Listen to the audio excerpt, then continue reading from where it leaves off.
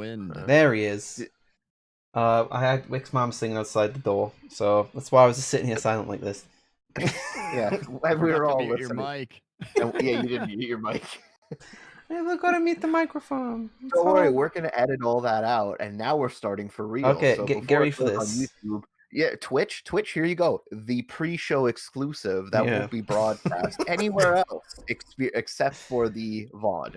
Okay, here we go. All right, let's pretend it was all very professional. 3, 2, 1. Hello. Welcome to Hello, Corner Internet. Lurkers. Hello. And This is welcome the to first our time you've corner of seen the us tonight. internet. I know there's been a lot of stuff going on with the whole PS5 thing, but there's not really much to talk about the PS5. We had the PC Gamer stuff yesterday, which was mostly indie. So we're sticking up some fingers and saying, no, we're not talking about hot topic issues. We're talking about great games that change their genre for the worst. You know what? And let's talk about none other than Persona, because Persona 4 Golden's now on Steam. Awesome. But I will say, and this will be a comment that I think Bennett brought up before, is that even though I liked Persona 5 Royal, I think it's going to be for the worse for the genre. Yeah. What they did was they made 5 easier and more accessible than it was, which it was already fine, but now it was too easy, with the exception of one boss fight that I think they broke because it was way harder than it ever was before. Other than that, every other fight was easier. And that worries me that they're going to try to. I don't know if maybe the next Persona will be easier as a result. I guess we'll see. Um, while it's great that it's getting more reception, that also means that they might dumb down the difficulty, and I hope not, because normal should still feel challenging, not like a breeze. Okay, so Dust, this is your wheelhouse. This is a JRPG. Now, to my Right. understanding, Persona is a spin-off of the Shin Megami Tensei series, right? That is correct. However, I haven't played any of the Shin Megami Tensei games. Then disregard my next themselves. question. I was wondering how do they compare? How do Because they I do compare? know. Oh, Yeah. I have heard, and I'm going to take some of my fellow viewers' words as truth on this. They're apparently significantly harder than the Persona games. Is that The early Persona games were kind of similar in difficulty. The ones we're seeing now, though, are absolutely far removed in terms of difficulty compared to the other series, which is known for being very brutal and unforgiving. is that just like virtue of when it came out? Because I know I've got like two Shin Megami Tensei games somewhere on my computer, for the Super Nintendo, and I haven't played them, but they look pretty neat. So, do you think it's like a generational thing where games are just sort of built to be more challenging and grindier and longer back in like the SNES era? I could And see that.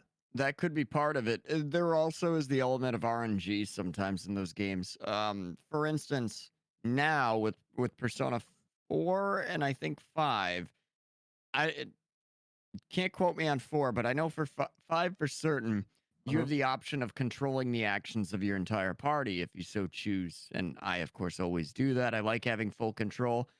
In 3, for instance, you did not. You had the actions of your main character, and you could have like 4 or 5 different commands that each one of them could have, from act freely to, act defensively, support slash heal, but you never really knew what you were getting with those commands. It Mhm. still came down to RNG. You could be dying, and the person that's, support heal, maybe they heal the wrong person, or maybe they cast defense up on you, and you're like, oh, that doesn't help. I that have would less be than 50 health. so that would be so frustrating. So I don't know. I'm guessing that it's similar to the SMT titles from SNES, that they probably perform similarly, and Right.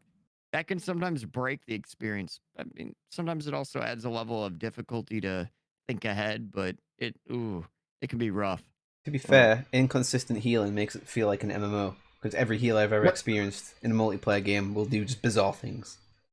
See, that's why I just have potions and a dedicated healer in my party that I tell heal this person, heal that person. Exactly. Do And your that brings job. up another good game too. World of Warcraft is another good game for this topic. World of Warcraft Yeah, came out as an excellent title, had some really awesome ideas where um it really kind of set the standard as far as how to, get your I guess how to get your organizations going, although that wasn't necessarily particularly new. Definitely set the model for games as a service as far as MMOs go. It was bold with its subscription strategy not only that that, like, it completely changed how MMOs you interacted with right. MMOs, because We before got that a you had, like, what, Asheron or not, I think it's Asheron EverQuest. and EverQuest was the Ultima. big Oh, one.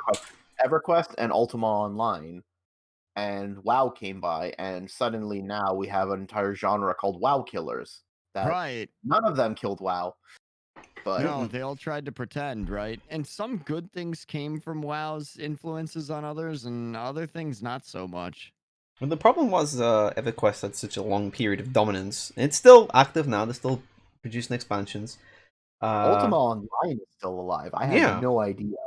That Ult- shocked me. Ultima's a weird one because I had a bit more of a free flow to it. So the players had a bit more control over the world. World of Warcraft kind of gave birth to the idea of the theme park MMO. So it's all very kind of, it's a linear line. You start here and you Yeah. get an end level, and this is what you can do, and then introduce PvP, for example. But it also felt like a generational thing where if you grew up, let's say, in the 90s, you probably, let's say if you're about a teenager in the early 90s, you probably played EverQuest. And the generation after that, they were World of Warcraft players. And this goes into like the whole development of the decline of MMOs. I mean, now MMOs kind of being replaced with the rise of MOBAs, and after that was the rise of battle royales. That's a whole Yeah. different topic. But yeah, World of Warcraft changed how people saw MMOs, how accessible they were, how Blizzard saw MMOs, because they didn't even know it was going to be a success, which was pretty weird to Yeah. think that this big pop culture phenomenon was kind of considered just this weird kind of hinky dink experiment, and then boom. I mean, even now it's kind of weird to look at World of Warcraft Classic and think, oh, we're now re-releasing MMOs in like a corporate state, not a private server state. Which And is how they used to be done. yeah, I mean Mhm. that's how the whole move for WoW Classic happened. Was they closed down a lot of the private servers, and the biggest one, which I think was Elysium, which had a lot of players on, and they kind of bound it together and said, "Look, Blizzard, this is the thing we want. Can you do it?" But in terms of Yeah. the impact of World of Warcraft, it did have a positive overall because obviously we got a lot more choice in the MMO market. We had a Warhammer Age of Reckoning, which has a private server now you can play for free, called Return of Reckoning. It's very good, and obviously they try to kill. The Old Republic, which is the only one. So here's the thing: I missed out on the MMO wagon. Well, everyone else was playing MapleStory when I was growing up. I was playing Gunbound. Yeah, You're they playing played which one? MapleStory. I played Gunbound, Unbound. I and don't remember that one. And Maple Story, my experience was incredibly limited. yeah, so I never bothered with MapleStory. I looked at, it, I'm like, not for me. Gunbound was basically like this Worms clone where you had these little machines and everyone had a unique shot. A lot of fun. Gunbound Classic, and then Okay. afterwards they changed it. Anyway, that was a lot of fun back in the day. And then no joke, I can't remember what the name of it, but there was this Korean MMO where you played as a vampire, and it wasn't very good. But because you played as a vampire, I was so into it for a little while. But then Oh, after about a jeez. week, I got bored of it. And I remember Conquer Online, which is again another free MMO that was crap. And I played it for like a week and got bored of it. And then I Played a got like bunch of them. yeah, and then I played like the month-long subscription to WoW, the free month that you get. Tried that and then just couldn't get into it because I was used to playing role-playing games, and it felt limited in WoW what I could That's do. And fair. I wasn't invested in the lore. And I'm just like, why am I doing this when I could be playing like Knights of the Old Republic, you know? Which is just so much more interesting and fulfilling to me. So the first real MMO I actually played for a while and I stuck with was the Old Republic. Partially because I'm a huge fan of Star Wars, but also because those storylines that they included for all of the classes, those were awesome because I could play this MMO and play it as a single player game basically. And then you realize afterwards, like, wow, the gameplay is not really fulfilling, but it's really fun to like move around and be in guilds and do all that stuff. But what kept me was that storyline, and that was like my MMO experience. So I kind of missed that boat, but I Yeah. recognize the influence WoW had on, my enjoyment of the Old Republic. Right. And I guess another good point, and I'm gonna credit for me bringing it up. I know one of us would have definitely brought it up, but this was another one that Jersey brought up, and I went, man, how did I forget about WoW? Like I'm playing it again, and I forgot that this definitely had an impact. An idea that I can come up with originally is the idea of the global cooldown style fighting with abilities. Because of WoW, that became a standard for many games, many of which probably didn't need it. Yeah. Not that it's bad, like it suits WoW perfectly. I don't want to think of WoW as having, full blown action paced combat, but causing that ripple effect is where it, qualifies in this topic. A couple other things, I guess, systematically with it, but I guess here's another good one. The idea that you can only be one class on your one character, so you got to do all the extra grinding on other ones. Whereas other games did kind of change that. Whether that's for the better or the worse, that's up to you all, you know? I think it was a positive. Like, that's one thing I don't like about modern WoW is you can just flip a switch and you're a different spec. It completely destroys that idea of class identity. I am a tank. This is my role, and I can't just suddenly flick a switch and suddenly Mhm. I'm a dual real warrior. It's like, oh, okay. And then you had obviously with the impact of World of Warcraft, as we're saying, it had a ripple effect. You had Mhm. NCSoft and ArenaNet with Guild Wars, which kind of looked at that and thought, well, let's combine classes. And because of the power and influence of World of Warcraft, you had separate kind of divisions that were trying to offer something different while overcoming the enemy, so to speak. Yeah. Completely forgot about Guild Wars. I played a bunch of that growing up too. Yeah, and Guild Wars was great. So it's kind of when this game that everyone else is copying, and the various other MMOs that came out and copied World of Warcraft the same way that World of Warcraft kind of copied EverQuest. It's a very Right. linear DNA pool, or Bloodline, sorry, but it's should be remembered. We're going to say a lot about negative things that impacts these games had, but the positives are they do create competition that sees what's going on with these games and says, "Oh, well, we can make something creative," and that's how we ended up with Guild Wars, which was quite bold, both in terms of its subscription, well, lack of subscription, really, is you buy the Yeah, game, Mhm. there you that was a go. huge Yeah. selling point for me, Yeah, you want to play a especially because single player, bots, yeah, it's all good. yeah. And I actually I really like the world building in that one as well. That one kind of drew me in. I love the expansion packs and how different each setting was as well. Like the African inspired one with Nightfall, and then I can't remember what was the Asian inspired one. Can't remember the name of it. I can't remember the names of But any of them, just the boxes. I know those Guild Wars, there was something of the North which like gave you an extra 10 levels and you went to like this frozen expanse. Nightfall was an African inspired one, and I love that one. That was my favorite one. It was just so unique Oh, and fun to like factions. That was the Asian factions, inspired that's the one one. with the That's the Age assassin of Faction. class. Yeah. Yes, yes, you're right. But no, that was good stuff. And the way that they handled how it worked, like you'd enter an instance, you'd go into the world and it would be your world. But if you group with someone and then you enter an instance, you enter it together, and then Mhm. you go into the world together. And so everybody's in the same area, but everyone has their own private slice of the server where they can't interact with anybody else unless they choose to. And I thought that was really awesome as somebody who just, didn't want to interact with people in MMOs How because I ironic, didn't right? get it. Right, it was a Oh, positive it's all change that they good. made, but I mean, obviously, as the title says, it's changes for the But worst. And I feel like yeah, World of but here's the other Warcraft, thing, like, Guild Wars didn't trend set. Guild yeah. Wars did its own thing, people liked it, but nobody copied it, to the best of my knowledge. WoW did its own thing, completely changed the way the genre works, and everybody copied it. Hmm. So, in that case, like, you had this template of an MMO that even single player games follow, like Kingdoms of Amalur, followed the template to a point Yep. when they Dragon Age created Inquisition. their game. Dragon Yep. Age Inquisition followed the MMO template or the WoW template. Yep. So those things that permeated even beyond MMO, that's the reach of WoW. And I mean, it goes without saying because if you're watching, you're more than likely aware of WoW and its impact, but the just how far it goes is just shocking in some points. So And the negative part of it Oh, is absolutely. because of, especially as we saw with the rise of games as a service, but also the games we mentioned before, Kingdoms of Amalur, which had its origins in MMO development, and then something that didn't with Dragon Age Inquisition.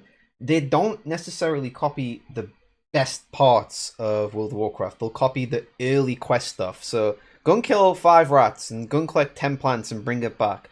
And yeah, we're still seeing that to this Oh, day. collect 8 spider legs. Exactly. But beware, the spiders don't necessarily drop legs when you kill them. They've got 8 of them, and they don't drop one. And this kind of quest structure is obviously in a lot of classic RPGs, but we're seeing it not just once or twice in these modern games. It's repeatedly. So you go to a new area, and it's the same thing over and over and over. It's just like repeating, which is my biggest problem with when Destiny came kill out. quests. Yeah, Yeah. it's the same thing. So it feels like World of Warcraft, while it was obviously this wonderful game that changed the industry, also changed a lot of people's lives. I think World of Warcraft also does not get the credit it deserves for really helping lead the charge and content creators being able to turn a hobby into a full-time job, because a lot of them guys, they were getting picked up to do events from Blizzard and turn into full-time streamers and the like. But the negative portion of it was because obviously World of Warcraft got so big, it had to kind of decide, well, how do we streamline our content for the people in between casual and hardcore, and it kind of mushed together where you got content that was kind of lacking and then the hardcore content that was kind of gated off. And we're still seeing that in modern day MMOs to a degree. It's kind of bizarre that even after all this time, no one's been able to really fix that. And we've had examples try. I can't remember what it was called. It was the one that was developed by ex members of Blizzard. Wild Arms, not Wild Arms. Wildstar. Wildstar. Wild Arms. Wild Arms. Wild Arms. Yeah, I remember. Is it Wild Arms or Wildstar? I think it was Wildstar. There might be 2. Wildstar. Yeah. That's it. Wildstar. Yeah, Wild Arms. Wildstar was the space MMO. The space one with the Yeah, cartoony look, but it had a very hardcore approach in terms of its mechanics and its setup, but it had this weird I think mishmash. healing you had to aim, I Yeah, believe. and I it- didn't play yeah. it. It was good. It was actually good, but it had this kind of weird crisscross between the tone of the mechanics and the tone of the game, because it was kind of, the best way I can describe it is it felt a little bit in tone, a little bit closer to Ratchet and Clank style. So, kind of like animals and evil corporation, and there's like robots and aliens, but it doesn't really suit the hardcore mechanics area. It's like, who are they appealing to? And I feel like for the most part, World of Warcraft just left this shadow because everyone was trying to beat it, and in doing so they would copy it, which will be the same thing we talk about when we reach the likes of like Halo and Call of Duty. But that'll come later. Yeah, And I well, would agree. while we're still on the topic of RPGs, let's move on. All right, so here's the thing. This is the big elephant in the room for all three of us, because we all pretty much kind of agree on this one, but The Witcher 3. Oh, I haven't played it yet, so I obviously Oh, okay. can't quite hit. I played like 30 to 45 minutes of it though, and I gotta say that after having now played officially the beginning of each Witcher game, the third one, I don't know how to describe it. Like they've shifted it completely. Now it's always Yeah. been action oriented as far as the combat goes, but 3 almost I don't want to be that guy who unfortunately goes, "Oh, well the Souls games created the comparison of now everything is a Souls game." I mean, they But did. but But it but does it's not feel that's not the fault of the Souls game. That's the fault of game right. journalists who don't know how to Right. talk about things Yeah. without comparing them to either Skyrim or Dark Souls. Right, but it does have that feel though of that third person kind of dodge things kind of vibe. I haven't played it enough to know for sure if there's more to it, but it No. kind of has that vibe to it, and I'm like, wait, So if you saw the very first episode of Indigo Cast, I was on there.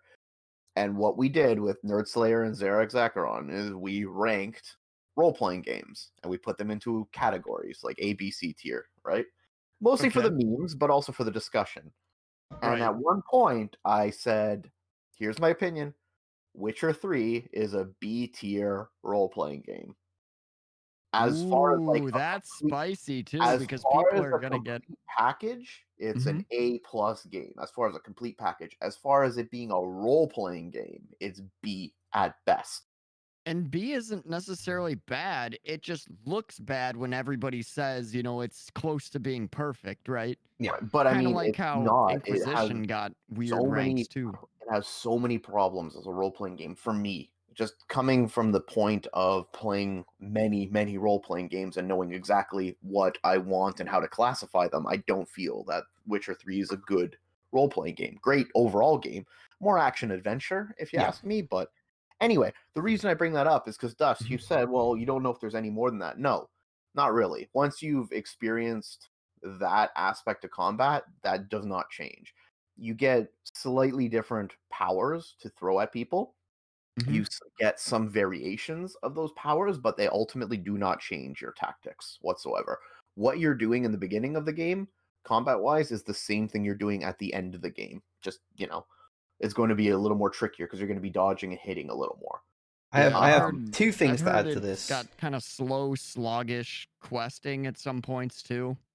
So I So, mean, they're anyway. well written. Like the window dressing is fine, but when you cut Mhm. to it, it follows the same problems that other games that copied WoW do.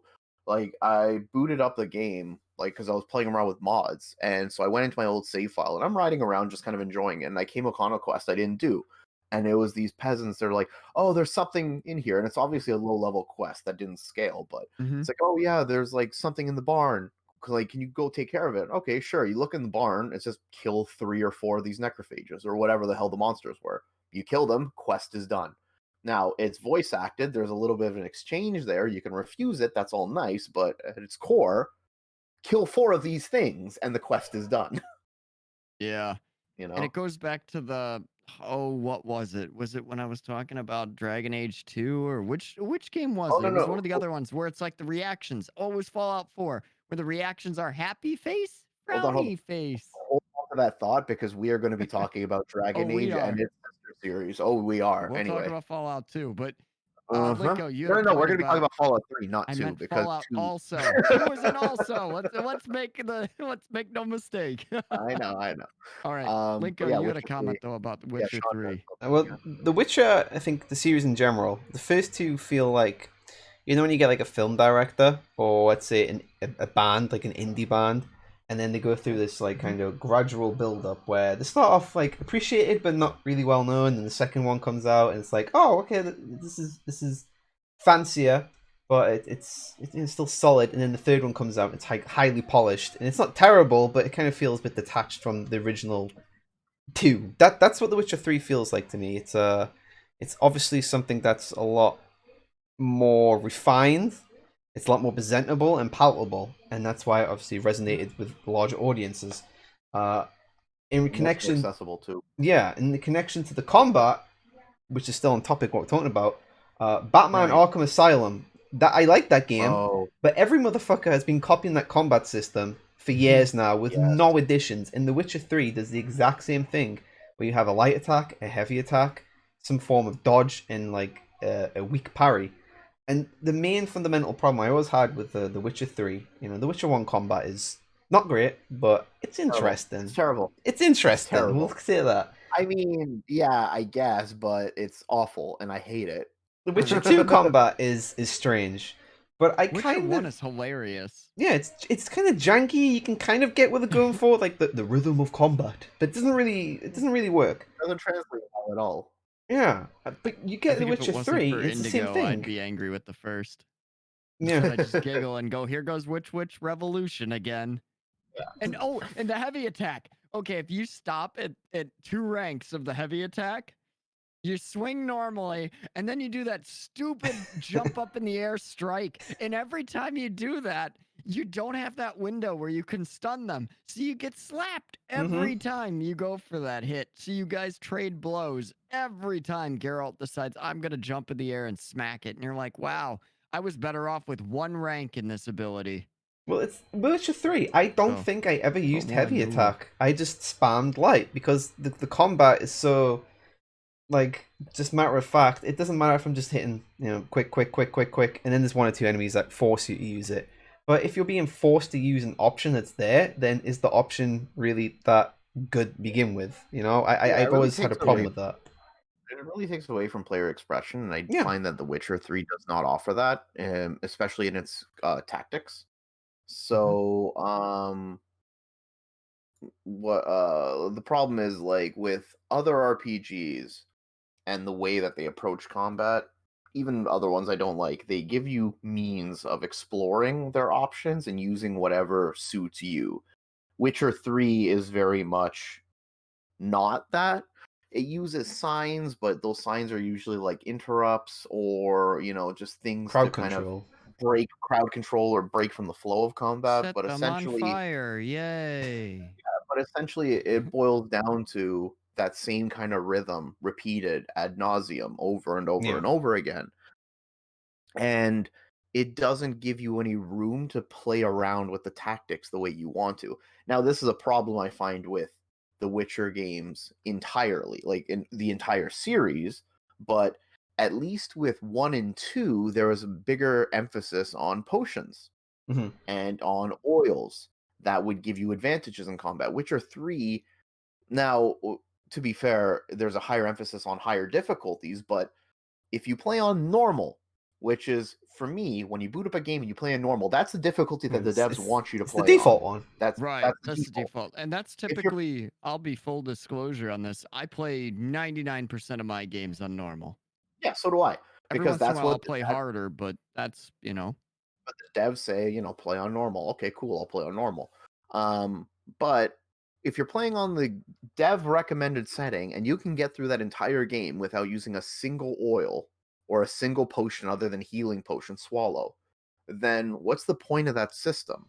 Yeah. I Especially when you're playing as a witcher who get their powers through potion consumption and doing research on monsters and applying oils to defeat these things, Yeah. like And I'm uh okay with bombs being optional because I just don't like the crafting system with them. Never did. Oh, crafting However, sure. it should be systems. advantageous if you choose to use it. And maybe at some point there should be a point where you get punished for going, you know what, I don't need this extra help. Well, then maybe it comes back to bite you, right? But when you could just easy mode through it with just healing potions, yeah, no, there's something wrong with the setup at that point. And in the first one, oh my God, the stupid dog fight in the beginning with the giant Yeah. hellhound thing, it took me going, what the hell are these things? Oh, I'll use a potion for, better or a weapon, uh, like a weapon oil for that type of creature and just kind of hope for the There you go. best. Yeah. And And it did and make a suddenly it difference. changes. Suddenly it changes the fight. Um, and that's sort of like my biggest thing. That and like The Witcher 3 doesn't have much in the way of reactivity until like the final stages of the game. The last act Mhm. really. Everything else before that is just same outcome, different window dressing, Yeah. which, to me feels a bit cheap. They're well written, like don't get me wrong. Right. Again, and I need to emphasize this. The I do reduction's like amazing. this game. I like this game quite a bit. I had a whole bunch of fun playing it. It's an incredible game, but it set these things in motion that now people play it. They think it's a perfect game. They haven't experienced games before it. They don't know the depth of the genre and now think this is the pinnacle of role-playing games. Right. And And you have that's people gonna be a jumping into problem them. going forward. And as excited as I am for Cyberpunk 2077, 2077. yeah, as excited as I am for it, I worry that it's going to fall into the same pitfalls that The Witcher 3 did and follow its forebearers' steps. Now, we are seeing that there's a lot more RPG stuff in play, especially because Cyberpunk 2077 is based on a tabletop system, but that can only take you so far. If those stats are meaningless once you actually get into the game and the way you spec your character means absolutely nothing, Hmm. then you're going to fall into the same trap that The Witcher 3 set, where it's just the same repetition over and over again. And then there's the question of can the writing make it worthwhile in the way The Witcher did? And for Right. Is me, it gonna The, is it gonna yeah. fall in that setup? Or I mean on the other side of the spectrum, does it end up taking a bunch of gimmick like kind of like trap talents, kind of like Witcher did. Witcher did the same thing. right, yeah, Witcher has some garbage ones too. Is it gonna take that same approach? I was gonna say that Vampire the Masquerade Bloodlines has, where there's some traits that are just terrible. The To vendoring one, for instance, things like that, where there's a couple, but it not too make many. it makes the early game easier, especially if you're That's buying blood true. bags and like constantly taking them. So it That's exists fair. for a reason. Don't get me wrong; it's not the best trait. I would never recommend go full bartering, but especially early game, especially when you have easy access to buying blood bags to like kind of boost you up a That's a little good bit, point. it does have its use, right? That's a good It's counterpoint. not garbage. Like I The mean, I'm trying to think of completely some useless. garbage ones in The Witcher because there are some. Like the I've seen, auto healing. So in Witcher 3, there's a noob trap. It's like auto healing. As long as you're out in the daylight, so only daylight during you'll yep. regain 1 hit point every minute or something like that. So you're taking this talent tree that in the beginning, hey, that sounds pretty great. But then when you think about how many hit points Geralt has and the fact that it doesn't scale with level, what's the point of having that talent then? Yeah, I think I took one that affects my damage at night or whatnot, and I figured that would at least be of benefit because sometimes the game, like, I don't know, it feels like they try to up the difficulty at night anyway, so it makes sense in the Witcher 1. But if it's No, daytime, it's like, really? no. the biggest worry with the whole Witcher 3 thing is, uh, and I guess overall, is it becomes the industry standard to a point. So if you look at Greedfall, it's very similar to Witcher 3. It has got a few more RPG-ish mechanics, but still very similar to Witcher 3. Yeah, Ubisoft completely reforged the Assassin's Creed identity to be like The Witcher 3, and it has all the same problems. That they're very, very similar games. Has all We'll the same talk about all sorts problems. of their iconic issues. Exactly. And it's like, it's the same way with World of Warcraft, the same way with when we talk about Halo a little bit and Call of Duty, is they'll just take the core of them games and apply it. And the thing that bothers me the most is we now have, and this isn't necessarily all the fault of video game media, but a lot of video game media will then see them as RPGs because that's what they know of, yeah. And Just like how Yep. yeah, and they'll just like how constantly just everything's describe Skyrim. it as this is an RPG, and that Witcher 3 is the best RPG, and that's like seen as the pinnacle of RPGs when it's even debatable if it is an RPG. And then it kind of breeds. I remember looking at the Assassin's Creed Valhalla reveal trailer because obviously, Wick, my partner, is very much into Assassin's Creed, so she sat there and watched the full thing. And chat was dominated by no RPG, yes RPG, and it's like it they were never RPGs. Assassin's Creed is not an RPG series. I mean, it's questionable if it's in Never barely was. stealth series. But you look at the That's a good changes in point. them games, and It's a counter combat game. yeah, That uses Arkham style combat in an action adventure game. yeah. And sometimes Um, it Yep. fits, and sometimes it doesn't. So I was playing Syndicate not that right. long ago on stream, and because of the way it handles the level system, level 10 is the maximum level. And if you do majority of the side content, you're level 10 before you're about 25%, 30% way through the story, and suddenly everything is one hit kill, and it completely nullifies the experience. And they changed this obviously with Origins and with Odyssey to the point where the game would scale with you, but it's just the same thing on loop because you're stuck in this perpetual idea of what an RPG is based on the framework of Witcher 3. And it's like, oh, okay, so how do we grow? And I feel like this kind of action RPG genre will soon hit its kind of roof and won't be able to progress any further because there's not much you can. It's like Star Wars. You can't do much with it. Everyone knows it, but you can't do much with it. It's sat at a limit. Yeah. Yep. I think Um, would this be a good time to jump to a hold on. another. Hold Oh, that go thought. I ahead, was Shell. gonna add something. Sorry, I was gonna add something to this. Yep. Um, Perfect. but the games media, they kind of do this anyway, and where what you're saying, like everything's Witcher 3. The whole thing, it's Skyrim with guns meme Yeah. started because when Skyrim came out, Far Cry 3 was compared to being Skyrim with guns, despite being a completely different game, and the similarities were like paper thin. Mm-hmm. Everything sort of became compared to Skyrim, just like everything kind of became compared to Dark Souls. To the point, and I tweeted about this maybe a week ago, a review at GameSpot for the new Netflix series with Steve Carell, Space Force. The headline was, if you're expecting The Office from Space Force, you're going to be disappointed. Why the hell would I expect The Office from this show that has nothing to do with The Office except for the fact that the lead actor was in both series. It's like going into X-Men and thinking, if you're expecting Lord of the Rings from the X-Men, you're going to be very disappointed. Why? Why does everything need to be that shorthand comparison to something that already your writers use your vocabulary? And so that's just sort of this perpetual problem that you're going to get with every big game that comes out. Watch, every single modern RPG is going to be compared to Cyberpunk 2077 going forward, right?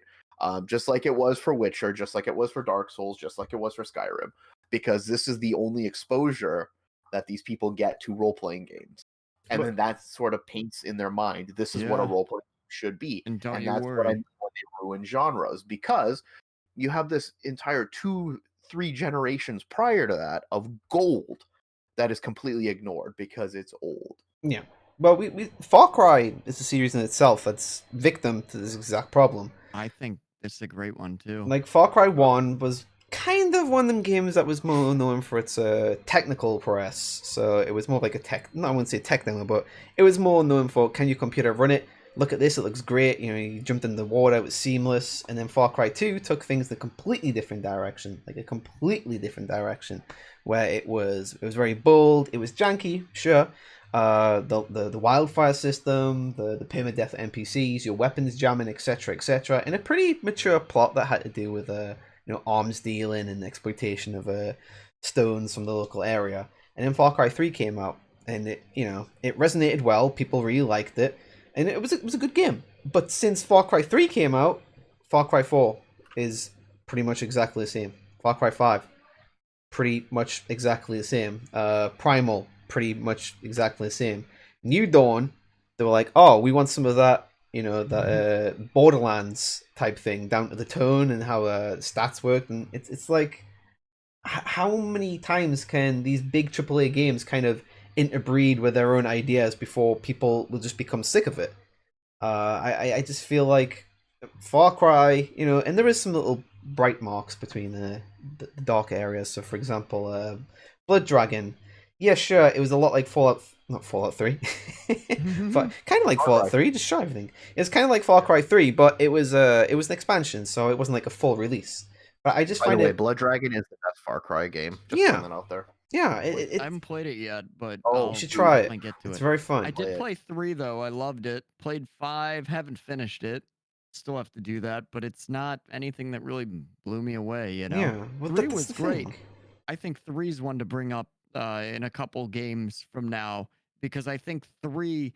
I don't know if you can credit Far Cry 3 with this, but definitely that open world nonsense. I think an open world story. That's one of them. Some of the old GTA titles, maybe too. Mm-hmm. Far Cry 1 started that. The problem was Far Cry 1 was more of a tech demo, really, than a full game. So and it had the mutants at the end, which felt a little bit random. Stupid. Far Cry 2, I love the setting. The problem is it's very dull, and I've tried it a few times to get into it. Aside from the fact that you had these like checkpoints that had respawning enemies, the setting is just very boring. And that's my favorite one, because to me it's the closest you can get to Stalker outside of Stalker. It's like a Western Stalker to me. Sure. The real question is, when are we going to see you playing it again?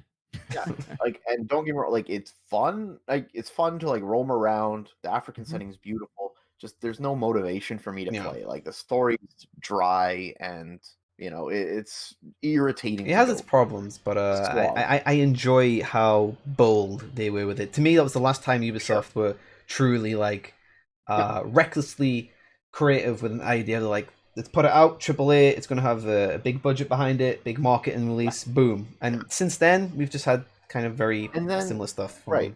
But then 3 comes by, and 3 takes those elements of the first 2 games, puts in a pretty good story with some shitty characters that I wanted all to die. It's the beach. I didn't care for any of the protagonist's friends. I'm like, why am I rescuing these people? Okay, so we're not complaining about Vaz. No, Vaz is awesome. Vaz is amazing. Vaz is the best part of the game, but why am I rescuing his douchebag rich friends? I don't want to do this. The Brody's a douchebag, even with the power of the Tatao. But the game itself was awesome and it was very fun. It flowed well, it had great pacing, it had a whole bunch of stuff to explore. Yeah, it was kind of stupid that I had to like get certain animal leathers for certain items and I couldn't just use whatever, but okay, fine, whatever, I can deal with it. Yeah. And then Blood Dragon came out, and Blood Dragon was, like we said, an expansion pack. Same engine, different take on it, much more funny, beautiful, beautiful game, perfect length for what it was, synthwave soundtrack, awesome. Then Far Cry 4 came out, and it was like, okay, cool.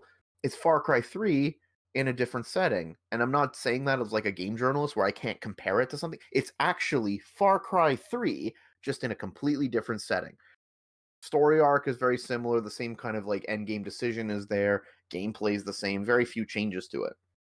Primal comes out, and they take the same map from Far Cry 4, put a skin of like this prehistoric skin on it, which is its most defining feature, but the gameplay is the same as 4 and 3. It doesn't change, follows the same kind of go to the tower, find the checkpoint, kill the animals, like skin them, blah, blah, blah, blah. Far Cry 5 comes out. Now, here's where it gets interesting because it's the same game as before, but you have a much more open setting with a lot more side quests, a lot more content, a lot more towers to unlock, and you're able to take time away from the story and then just go fly fishing in Montana.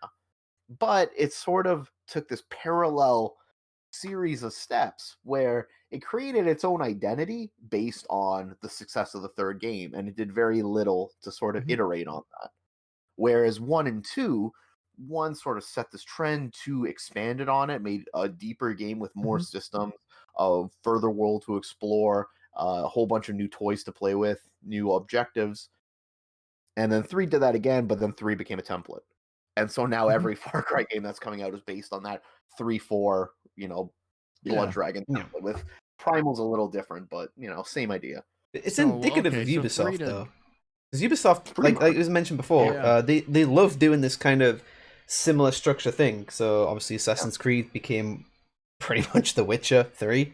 I mean, I don't think that's me being over cynical. I just think it's pretty, like, I've watched Wick being playing Odyssey, and I've been playing Origins, and I played with Syndicate.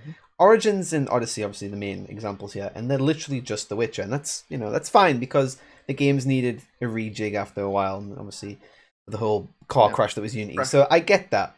But we're talking about, like, for the topic itself, it's not something I'm a big fan of because it's just kind of stagnating the industry and how people view things. And I feel like the consumer, as much as the creators, kind of push where the genre goes, the consumer also has a huge hand. And if they're stuck on this drip feed of this is a great game, this is the great game, and it's literally just the same as other games, it's worrying. And Ubisoft have done this with the Far Cry series, Rainbow Six Siege hasn't been exactly that, but it's impossible to deny that it has been influenced by other multiplayer shooters around. I'll give them credit that they did a great job, and they should be lauded for sticking with the game, which released in a pretty rough shape. There was a lot of things wrong with Siege, and they stuck with it, listened to the community, and now it's one of the most popular shooters out. So I give them credit for that, just to kind of break up us punching down on a Ubisoft. But so they did a good job with that. But we look at, like, just industry wide, the amount of games that came out and wanted to be like Grand Theft Auto, for example. And it's a shame because then you get games that come out that kind of want to be like Grand Theft Auto but taking a different direction.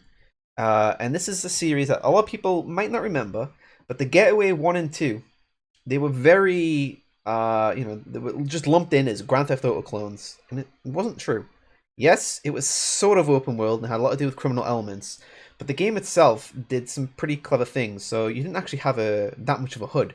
You saw how much health you had by the damage on your character. And it was like cool little things. So like the car indicators would flash in the way you have to go, rather than a mini-map telling you to go here. And it had a pretty good story.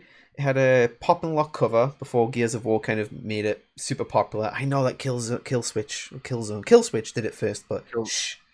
And this is one of the things that's the most negative about these games that kind of push everyone in this one area because everyone starts following it, is everything gets listed as a copy, and it's not.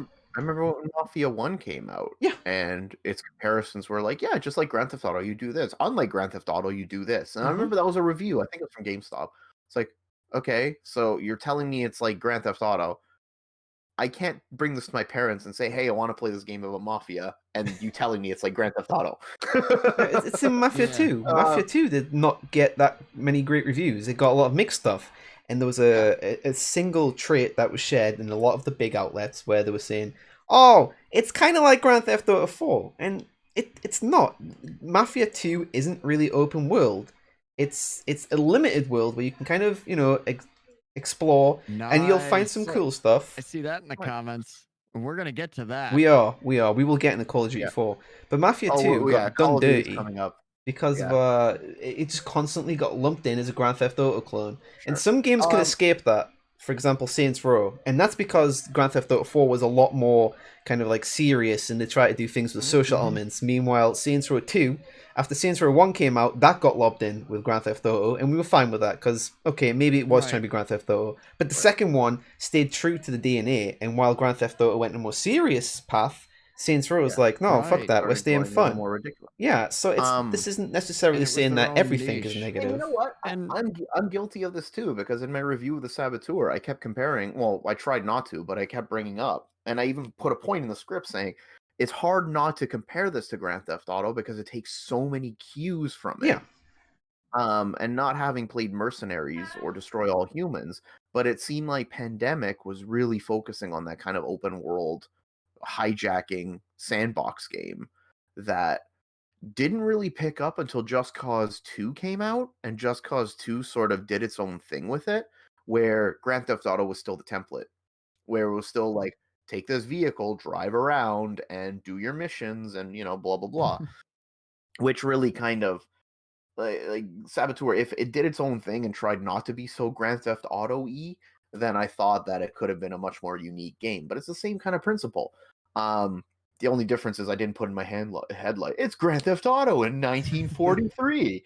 You yeah. know, And it's always going to be difficult to leave the shadow of, let's say, the industry leader. I won't say innovator because when it comes to this industry lead, thing, it's difficult to kind of track down the exact origins, and we could talk about semantics forever. But the industry leader, and we see this in films and music, but films especially in horror, there's always like the amount of slashers that came out, very similar to each other, but some of them would do different things, but them different things would be overlooked because it's easier just to say, well, it's like this, so there you go, focus on that. Mhm. And it's unfortunate because we see that more and more with video games.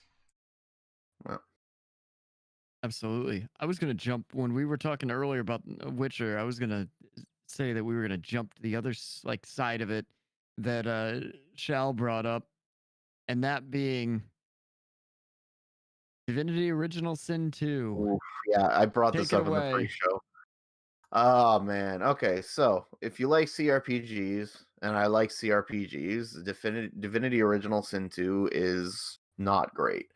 And Now, if you're like me and you love, turn-based JRPGs and you're not a big fan of action and you love the turn-based and you don't mind the sluggish style, then you end up loving this.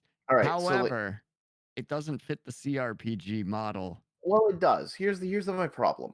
Okay, it does fit the CRPG model. I will never say Divinity Original Oh, Sin 2 is not a role playing game. It's a beautiful role playing game. It's everything you'd want from the genre. Me personally, I hate the combat. I absolutely detest the combat in this game. Not because it's turn based. I can deal with turn based. I find it's very sluggish. It's very slow. It has some nice ideas in terms of environments, but the way that it paces you to go from one set point to another doesn't really scale well. Because it's very easy to wander into an area, and they're massive areas, but wander into a place that you want to explore that you're not ready for without it signaling that, hey, this combat you're going to get into is a death trap, don't do it. Either through dialogue hints or whatever. And on top of that, it uses a combat system that is very kind of basic, where you're outnumbered by a bunch of enemies, and half of them have armor, and the other half have magic armor. And so you have to focus particulars on these enemies while you're right. maneuvering around a field, like a very deep tactical field where you're going to be outnumbered, and so you hope that you're able to separate them somehow. And it's not a very fun system for me. No, and I see Divinity that Origin argument. yeah, Divinity Original Sin 2 is a very successful game and good on Larian. They put a lot of work into it and it shows, it's polished, whatever. The problem is that it's so successful that this is now going to be the template for CRPGs going forward. I'm sensing a Where trend here. exactly, And like this is where unfortunately the for trend's you, going to be. don't Larian have their hand in the development I'm of getting there. Baldur's Gate 3? I'm getting there. He's Yeah, getting so there. Okay. He's getting it, Larian is Dust. You can doing tell in his eyes. He's getting You can there. tell, yeah, yep. Divinity or the Larian is doing Baldur's Gate 3.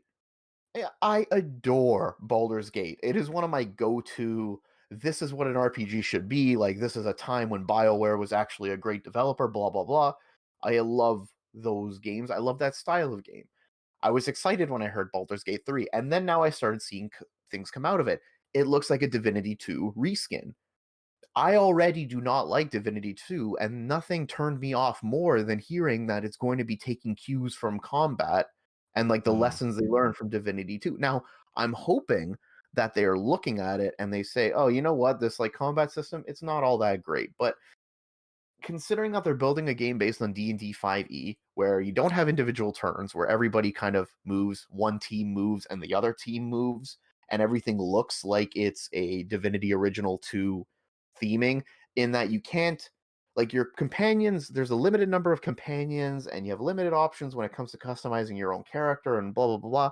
Just, I'm not looking forward to this game because it just looks like it's going to be more of what I already don't like by this studio, and its success is just going to mean more CRPGs that come out in this style. They're not going to be following the Pillars of Eternity 2 example that Obsidian did. They're going to be following the Divinity Original Sin example that Larian did. And to me, that's a shame. I think Yeah, I it liked it, does but there were open up problems. a nice possibility for two separate types of RPG to kind of dominate. I'm excluding like the action RPG. So you have like the Divinity Mhm. Original Sin style, and you have the Obsidian style. I'm not sure that will definitely happen, but I feel like there's enough room for both of them to grow. I All must right, and we admit, are we are getting a sequel. We are getting another Pathfinder game coming yeah, out. So we had Pathfinder Kingmaker and the new Pathfinder. Now, to the point where that style of game is actually including options for both turn-based and yeah, real time with pause. Like Deadfire, so Pillars of Eternity 2 had a patch come out that lets you choose your style at the beginning of the game. But it also takes a massive amount of work to rebalance combat. So studios aren't going to have the budget to do both. But what we're seeing, more turn-based combat is becoming much more popular, while real-time with pause is becoming less popular. Understandably so. I like real-time with pause, but I'm also in the minority, and I yeah. recognize that. But I Yeah. really want to see, like, there are times when I just want to rush through a mob, throw everybody to attack it, just auto attack, and move on. I Yeah. don't want to go into a not necessarily a loading screen, but Mhm. go into a Yeah, tactical yeah, combat and assign the waiting roles and queue. movement. Oh, totally fine. And I felt the same way about a different topic, and this was with the trend, and I think it's finally I think the pendulum's finally swinging the other way, but there was a trend where turn-based JRPGs were getting killed off by full-blown action-oriented Yeah. JRPGs, and they weren't necessarily great, but because people liked them, that was the trend. So I totally get it that while I like the Larian style, there were problems. The combat, for one, like in no situation should there ever have been a system where it makes you want to either have, and I had people saying, well, this is how you're supposed to play. You're supposed to play with either four physical damage characters That's or the four problem. magic characters. And it's like, no, that shouldn't even be a thing. It should be There is no that supposed way to you want play. a balance.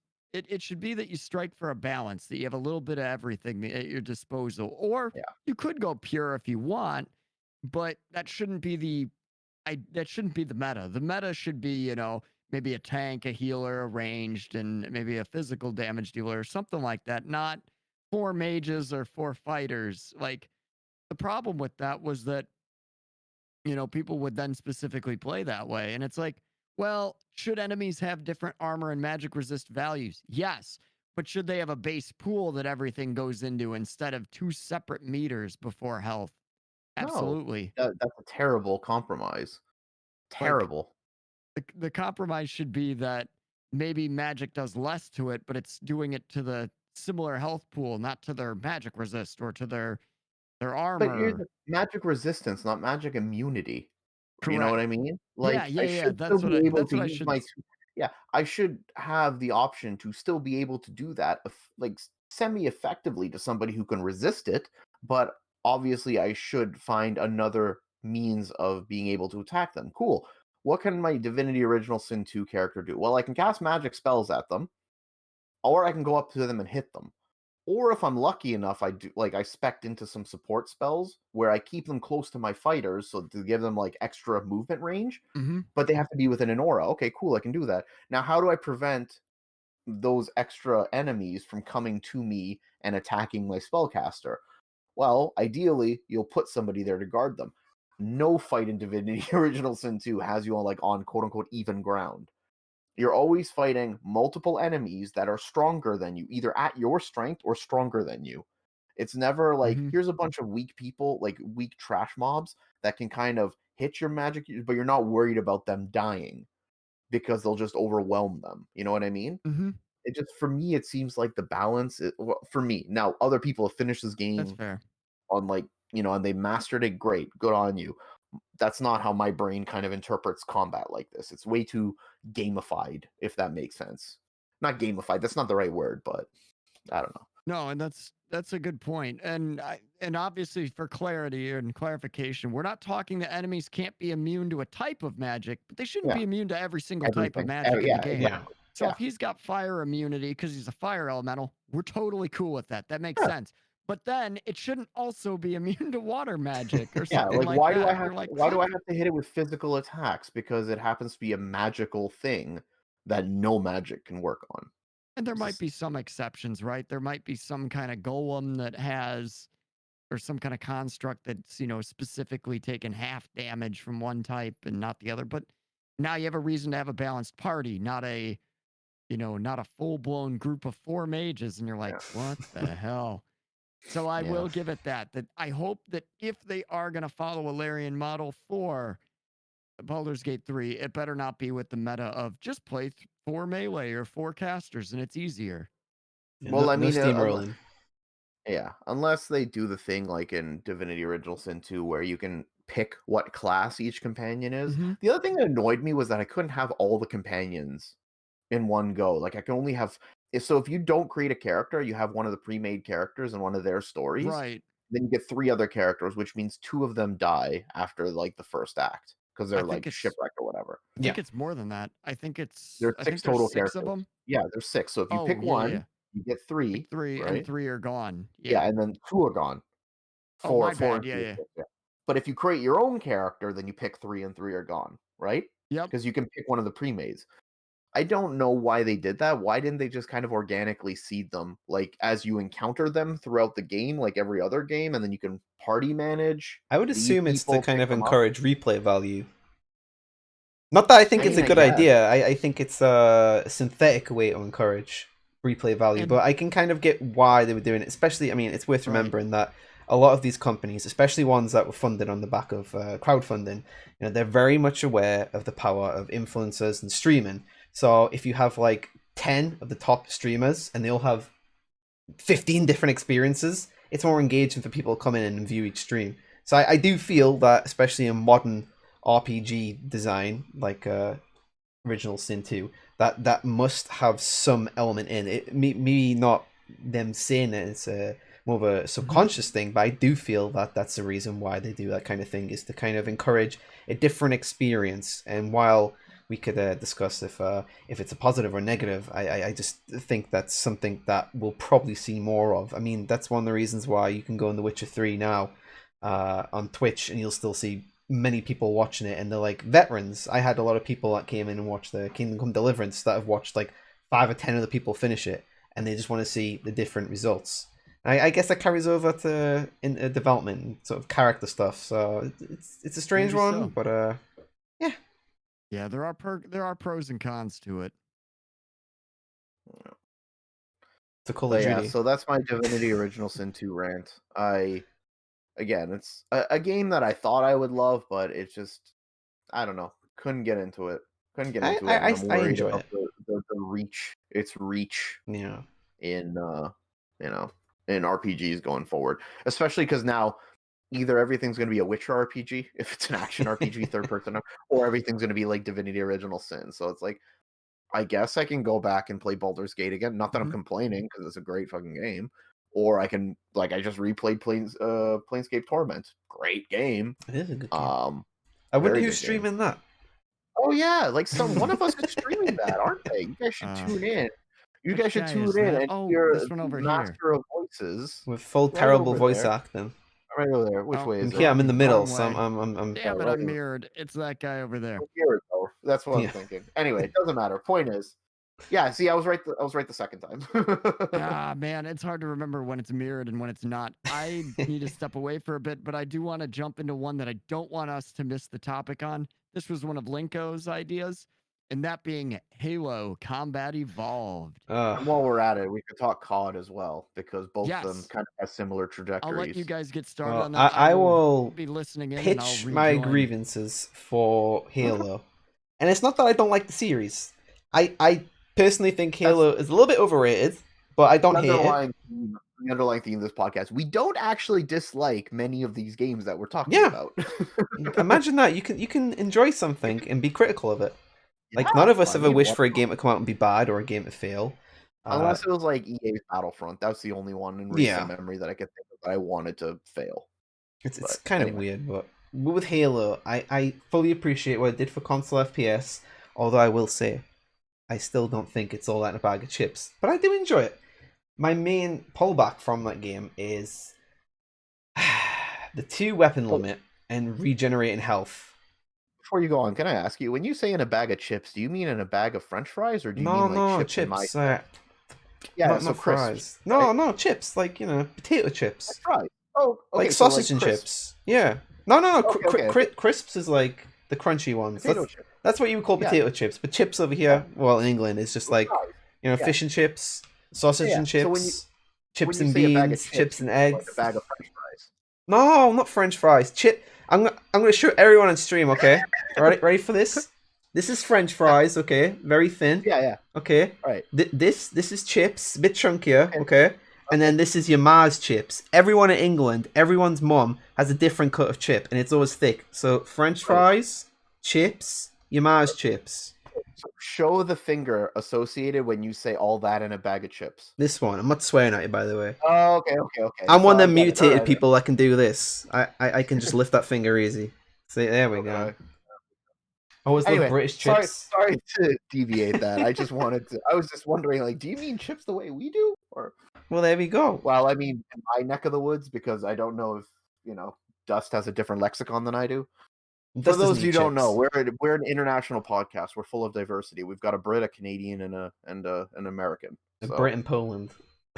Yeah, a Brit in Poland, a Canadian, and an American. So, But talking of God Halo, bless the Commonwealth. Exactly. Anyway, you were saying 2 weapon limits. And two weapon limits and weapon limits. And one of the most annoying things that I always hate in any video game is the whole idea that you're in part of like a military, but your character is like just the beast who's leading the front. I can bear it in Warhammer 40,000. That's fine. The Spartan. Yeah. Oh wait, no, not the Spartan. The Space Marine. Oh wait, no, not the Space Marine. Exactly. You see where I'm going. Yeah, I can bear it 40k or whatever. And we had this in the old Medal of Honor games, which we'll mention when we talk about Call of Duty. But I don't like this idea that my character is the chosen one. This is just me being a bit biased in my narrative choices. I prefer it when I have a character that is just part of an effort. And Halo constantly frames you as this amazing character. But Super God. Master Chief is fucking boring. I'm sorry. He's just I boring. mean, okay, Heavy Metal Bake Sale, hit us up with some of that spicy Halo lore that you know so well. Because I know you're watching, and I know that you're going to be, I didn't read the extended universe stuff. What? I didn't read any of the extended universe stuff, so I apologize. Heavy Metal Bake Sale's got you covered. He's going to be dropping some knowledge bombs on here. But yeah, from what I understand, Master Chief was basically genetically created to be, like, part of the whole Spartan program is, like, you take these kids and you fashion them into soldiers, and that's part of the lore. It's like the film. But, like, he's also, like, year of like the Mark IV Mjolnirs or something like that, where he's like the head of the latest generation, but he's also the last one of that generation, and so that's why. But it's just so contrived when you ask me. It's like any sort of role-playing game where it's like, You have a destiny to fulfill, chosen one. It's like, oh, You know, cool it's again. cliched, so cliched. Like I I'd just don't rather like it. be, yeah, I'd rather be somebody who steps into the role because I need to, rather than because I was made to step into that role. You know what I mean? Yeah. Dragon Age Origins did this awesomely. You aren't a chosen one because you're born that way. You were chosen to join a secret order, and because shit got real and some bad things happened, you happen to be one of the last ones, and it's your job to, you have no choice but to go forward, Yeah. whether or not, you want to. My favorite part of Um, that game is it spends the first act and a half really ramping up that the Grey Walkers are this amazing society, and only the best of the best manage to go in them, and they're very, very noble. And then you see the join-in ceremony. yeah. One guy Oh dies because yeah. it poisoned them. The other guy freaks out, and then Duncan just like full on murks him because he's Murders like, him because no. there's no turning back. And then Yeah, you're like like, you. I don't really have a choice now. You're kind of forced into it. It's amazing. That's good writing. But yeah, so in Halo and Call of Duty as well, but Halo, you're the super beast. Yeah. You're a Rob Zombie super beast. It's I, I just don't like the fact that I can get what they're going for. You know, you march around and they're all like, "Oh wow, it's the Master Chief," and even the aliens do it, which is I kind of like that part 'cause it's kind of funny. But Just from like a with preference, guns, I returned with 2 cups. Well, holy one's shit, empty. he's But dual I'll have to wielding. drop one if I want to pick up another. Because 1 gun for each hand. Dust finally has a Okay. cup size. All right, Here's one thing. Master Chief is a heard a- sort of chosen one. I won't contest that. He I is heard a always quip the golden. about chosen ones. Therefore, shall I have a game for you that needs to be, and a video of it would be amazing. Right. It's not an FPS, but it's a game you must play. The Bard's Tale remastered and resnarkled. Yeah, If I you've played never it. played that, I played it. Yeah. well, maybe revisit it. Do a video on that because that is Didn't love it. Didn't love it. It was no. okay. I'd much prefer the original Bard's Tale trilogy. I mean, the it's okay. The comedy's okay. It's The just cliche kinda, around the chosen one's perfect, though. yeah. Like I mean, because it's such a sarcastic game, it works out really nicely. Right. But all right, Halo. Master Chief is a sort of chosen one. I won't contest that. He was always the golden boy of the Spartans, but he is one of the last ones after most of the Spartans were killed right before the start of Halo 1. Yeah, that which was Reach, right? Yeah, in Reach, Yeah. like the previous generation were killed. Remember Reach, that Yeah. fun stuff. See, And my you had to- weirdest you had to thing with Cortana, Pillar of Autumn, and yeah. with Halo is I like the games with Master Chief's not in it. That includes ODST. I prefer ODST over anything with Master Chief in because I just find Master Chief to be such an overbearing, dull personality. And it's not because he doesn't speak, because I love the Half-Life games. He speaks very limited. I love the Half-Life games, and Gordon Freeman doesn't say a single shiny shit He in doesn't word. need to. Yeah, and I'm fine with that.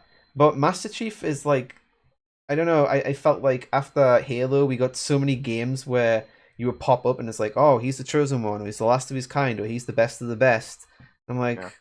okay. Whereas, like, going Right. back to Half-Life or Black Mesa, whichever you prefer, you're just a scientist who's Just a late for dude. work. Yeah. Yeah. And guess what? You happen to be pretty athletic, so you can make those jumps that you need to. Yep. And one of the scientists is even like, I failed gym class. I can't possibly do that.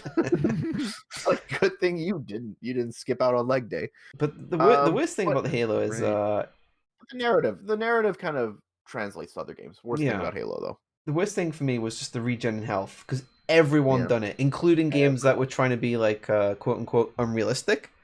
And like I'm getting shot, and I just hide behind a wall, and I'm like, oh okay. Did the bullets just kind of let like? me- Yeah, Call of Duty. Let me get that red jam off the screen real Yeah. quick. All right, you're good to go. I mean, And- even games that aren't FPS have switched to it, right? Mordhau has that same feature. Uh-huh. Oh, I've been hacked up and I'm about to die. Oh, I just need to walk off screen for a little bit. Exactly. Let's fix this up. Yeah. Oh, if I put a bandage on me, it'll undo that spear that stuck me in the gut earlier. At least Chivalry has the decency to give you a health, like a Yeah. health bar.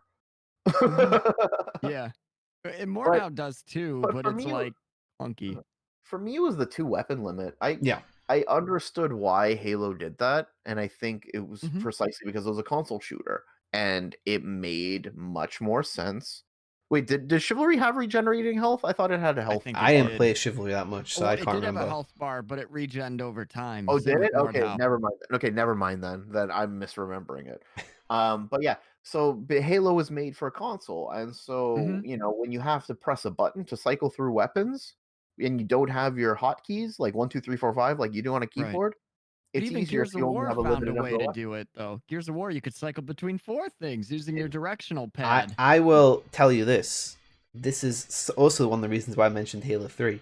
Resistance 3 says fuck you regen health. Mostly you'll have like chunks. So say if you got like a little bit of damage, it'll regen a little bit, but you can still lose a chunk. You have to find a med kit. Mhm. And then on the weapon wheel, you get so many weapons, and it's so easy to switch. You Yeah. just like bloop bloop, and they all have alternative fires.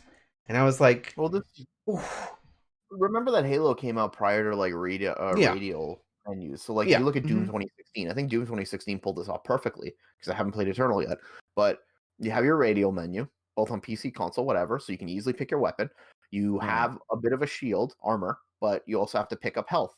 But how do they compensate that? They make you move really fast so you can pick that up in the midst of combat. Halo 1 still had health packs, which I thought was the right idea. But then that sort of went away as the series evolved. You know, Yeah, that Making and then it is fewer came per true. health, back. and they came back in Reach. Right. And then people didn't like that. Yeah, Even though, because they're used to 2, 3, 4, etc. yep, But and I it's a just fair point. don't like the impact that we had with the because everything became a Yeah. Halo killer. We had stuff like Yeah. Haze, which was supposed to be multi-platform, and then Sony was like, "Ubisoft, do you want some extra money? We'll make it exclusive." Ubisoft like, "Okay, it sucks." Sony, I don't care, just put it on there. And it's just everything directly after Halo was trying to be a Halo killer, and it got Yeah. so repetitive to the point where like Killzone, which thankfully kind of moved into its own rhythm after Killzone 2, and Mm. as much as I respect Halo for what it is, it to me it undoubtedly made FPS such a dull genre for a long For a period of while. time. Yeah, Yeah, for a while. everything Because was the everything same. was sort of resembling that. Or everything tried to recapture the multiplayer but couldn't pull it off at the same level, you know. Whereas you Mhm. had time splitters, which took a lot of influence from GoldenEye for the better, we moved more into the Halo direction. Now, those are console shooters. On PC, PC shooters were still pretty much untouched, but you're starting to get some of that. Like the two weapon limit started Yeah, popping its head up on like PC games, and I'm like, what Rainbow the fuck? Six Siege has exactly that. well, Why I'm fine with why that can because you Burning is can't run around special. and pick stuff up. yeah, like True. why can I not carry the same amount of weapons I could? Well, why am I in a big arena? Why am I no longer in a maze? You know what I Yeah. mean? Yeah. It's I mean some of the parts of Halo, specifically with Halo 2, it doesn't matter if you're fighting like let's say an alien planet or inside of a spaceship or even on the street. The level design and the kind of loop of the flow of combat always felt the same. And it was the same with Halo 3. I always felt like I was just playing the same game with slightly nicer graphics. And there's some parts of Halo 3 which I like. It's like when you can jump on the is it the Scarab, the big robot thing? I haven't played Halo 3, so I can't tell you. Ah. Yeah, I believe it's called the Scarab. Yeah, I I liked I having the freedom only to do played that. I But only played the campaign for 1. Now Reach when it came out, I still need to play through 2. So ah, this is I, my first time going through the Halo campaigns aside from Halo 1. oh well, Yeah, as two's Heavy campaign's said, pretty good. Yeah, I just haven't started it yet. I've been playing multiplayer. Maybe it's that's your next video there. Halo Probably 2. not. I am not equipped to talk about shooters. That's a Okay. G-Man Race of Ek thing. It just That's feels fair. like Halo just kind of did the same thing 3 times over, and because it was so widely successful, I think people actually tend to forget how big a Halo release was. Like it was on the It news in really England. It was. was a huge thing, and obviously when you do such a thing that's so popular, everyone will follow suit, and we just kind of got this collection of games that were very similar, and unfortunately. Some great games kind of got lumped in, as I was saying before. Some great games that weren't trying to do the same thing get lobbed in. So, as I No. previously mentioned, Resistance 3 is. I highly recommend everyone plays Resistance 3. It's brilliant. But it got lobbed in as this kind of. Oh, it's kind of trying to be like Halo because of the roots of that series. That was, again, supposed to be a Halo killer for Sony. But by the time you got the third entry, it was something completely different. And narratively, it was great. Gameplay was fantastic. It feels a lot closer to like an old school PC FPS experience. By old school, I mean like let's say after Half-Life era, not like jumping around speed. But No. unfortunately, it got chucked in with that crowd, and same with Killzone 3. Like Killzone started its life as a Halo killer, but by the time the third entry came in, it was something different. It was doing different things, and unfortunately, it gets chucked in. So people kind of overlook them games, and it's a shame. And then we have Call of Duty 4, which set the trend for every single modern military shooter that came out Which afterwards. is And kind of holy funny. crap! Now, if you cast your mind Uh, back at the height of Medal of Honor's dominance, a group of developers who were Mhm. constantly working on Medal of Honor games were getting sick of working on Medal of Honor doing the same thing. So they left and made Infinity Ward and then made Call of Duty. And I will say this now. I honestly believe that people do not give enough credit to Call of Duty 1 and the expansion pack, and maybe Call of Duty 2. There are some moments in the first Call of Duty in the expansion pack, United Offensive, which are really fucking well crafted. Like, really well crafted, down from the cinematic angle to the gameplay and this organic feeling of kind of like panic. And there's one section where it's just before the Battle of Bastogne, so you're moving into this little outskirt town, you push out these German forces, and then they counterattack. But you're airborne, so you're not given a lot of ammo to begin with, and there's not a lot of you. And they're pushing in, and you're firing, bang, bang, bang. And you start running out of bullets, and then tanks come, and you got to run around blowing up the tanks, and you run out of bazooka rockets, and then more and more enemies come, and you're like, oh, am I supposed to die here? Because Call of Duty had done that previously, and you're like, oh, is this one of the missions where I'm supposed to die? And they're coming in, they're closing in, your NPCs are dying nearby, the tanks are like literally so close to the building, and then you get this little sudden spike of music and some I can't remember what the plane's called, the tank busters. They pop up, bang, bang, bang, Shermans pop, and you get this nice little crescendo of, kind of like somber, victorious music. And I'm like, oh, that was really fucking cool. Mustangs, there we go. And Call of Duty used to do these moments without making it super cheesy in the same way. Like, they're cheesy now, but back then they managed to craft it in a really nice, close way. And I think that's partly due to the heaviest inspiration being Band of Brothers, which took a very kind of cold cut approach to it. And then obviously the series kind of went a bit sideways. Modern Warfare 2 with the obvious plot twists, Yeah. things like that. It became more Michael Bay than something that felt. I know it sounds weird to say that a World War II shooter feels sincere, but I always got the impression that Call of Duty 1 and United Offensive were made with this level of sincerity, that it wasn't glorifying the war or fighting as much, but obviously it's still an FPS, but it wasn't like, yeah, look at this, this is great. It actually did some parts where it would make you think, and that's what got me more interested in World War II in general. Yeah. And then you cut to look, I think Modern Warfare still is a great game. I really do. Sure. But unfortunately, it set that standard. Every game pretty Excellent much we shooter. brought up. Yeah, it set that standard of everyone copying it and it being the same thing. And we kind of getting, oh, look, cinematic moments, hardcore military things. Kind of ripping off Black Hawk Down sometimes. Every fucking modern military FPS had that mission where you come in the Black Hawk with some music in the background. It's like, oh. Yeah. That is unfortunate, son. Yeah, it's not Vietnam one. Yeah. It's like, okay, I get what this is doing and why I can appreciate Call of Duty for what it is. It's unfortunate and kind of ironic, given what happened with a Medal of Honor. They kind of came back and started copying off the series that they kind of gave birth to. And then we had every single FPS try it, to the point where Doom was nearly going to release a modern kind of shooter military version, and it's like Doom 2016 was almost a COD clone. Yes. Think about that. Yeah. Doom 2016, which everybody praises, like, oh my god, a breath of fresh air as far as shooters are concerned. Thank God that we have this. Almost was a COD clone. God damn. That's crazy too. It's Jesus. It's nuts how that worked. It's disappointing, but at the same time, as we've already discussed, we can appreciate how it happens. It makes huge numbers, and then it kind of leads to everyone copying it. Everyone wants a slice of that pie. Even Battlefield started taking some pointers from it. Customized weapons and stuff, and you're like, no, like I remember back when there weren't weapon attachments, and it was classes had specific guns. You mean Battlefield 2? Still the best Battlefield game in my opinion. Not because I don't know if I ever did play that one. 2 was awesome. It was also very not rough, I should say, but it was deadly, very deadly. Like I find it more like the more modern games are way more forgiving, but like following the same kind of Michael Bay trend, Battlefield started doing the same thing. Battlefield 1 is a fever dream of what Michael Bay thinks World War One was maybe fought like, maybe with automatic weapons and no trenches. And it carries over the multiplayer. Like, this is Yeah. similar to what I was about to say about Battlefield 1. In the original Battlefield games, like, say, 1942 and Battlefield 2, taking away the Right. grenade spam, you were just part of the team. But as the Battlefield games got more and more, your individual, we'll say, efforts felt like it had more bearing, which shouldn't have really been the way, because Battlefield was supposed to be about, No.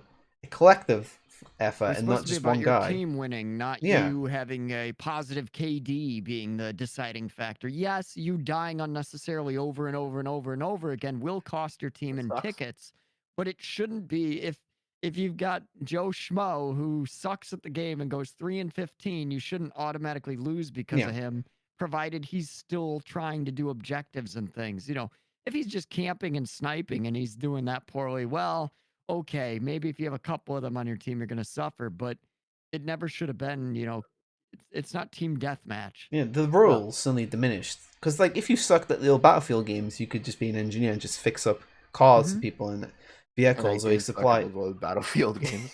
Exactly. Yeah. But it became more streamlined to be.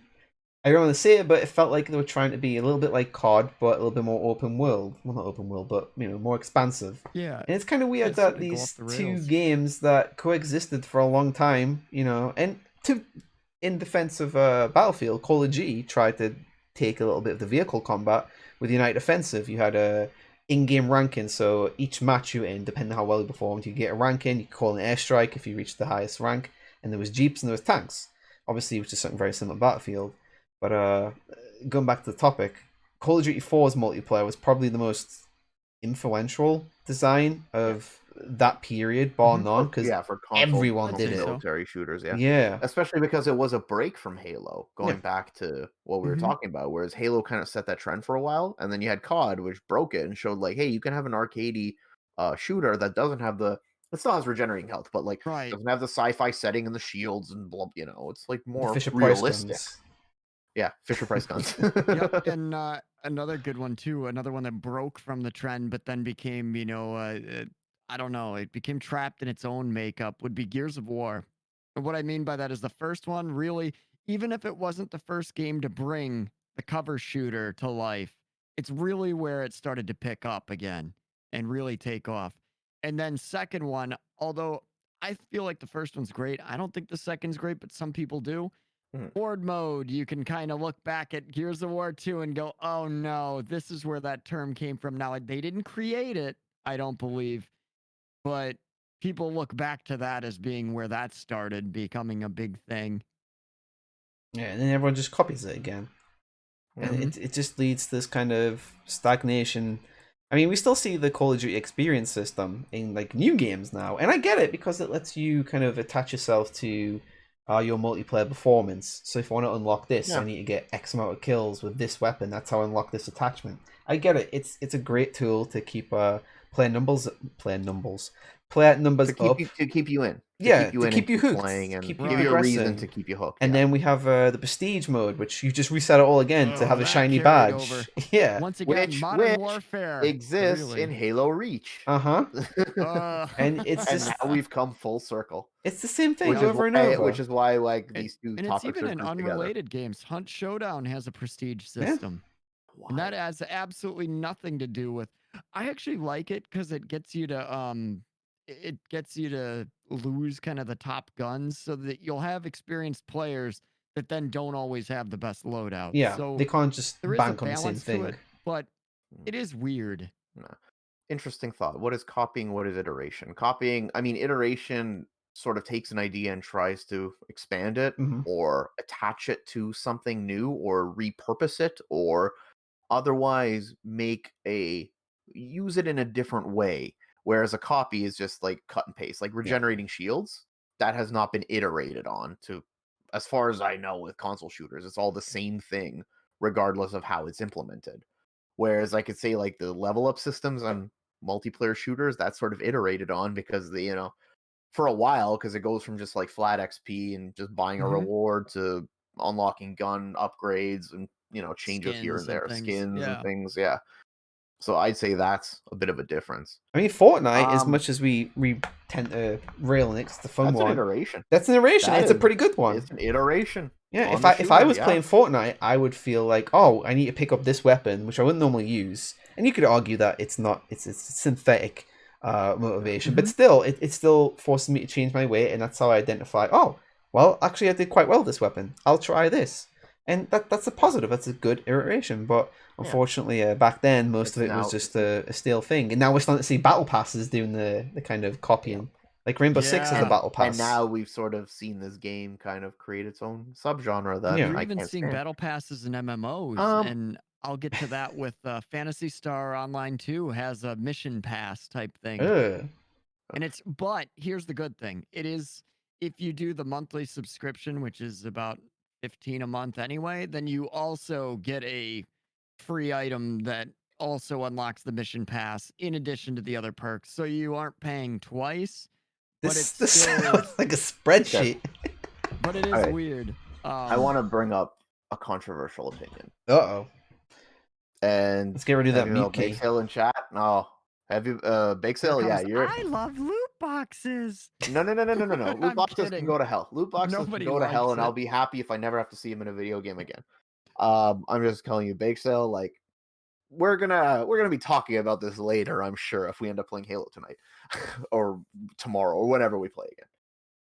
I think if we're talking about games that ruined genres, even internally, we cannot have this podcast without talking about Mass Effect 2. I think it's unavoidable. Yeah. With the How about just the whole things that Mass game- Effect genre series? Not even the genre, like, yeah, I guess Mass Effect 1 to a point, but 2 specifically. BioWare screws up everything in twos.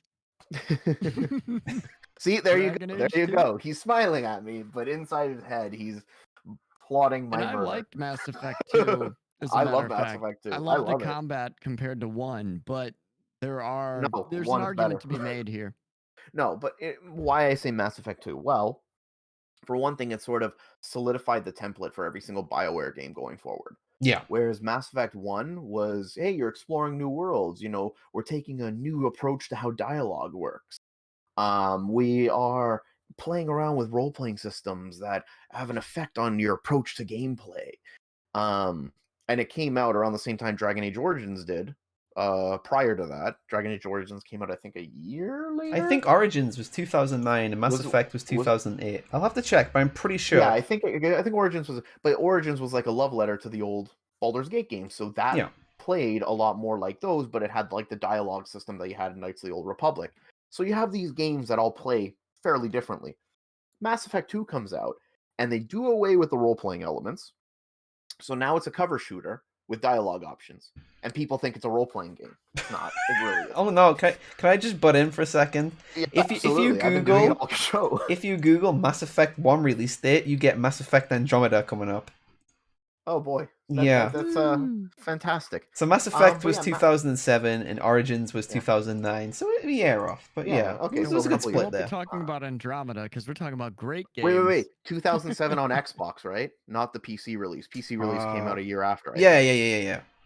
Okay, but anyway, so Mass Effect 2 comes out, does away with the role-playing elements of it, right? So now you have skill trees.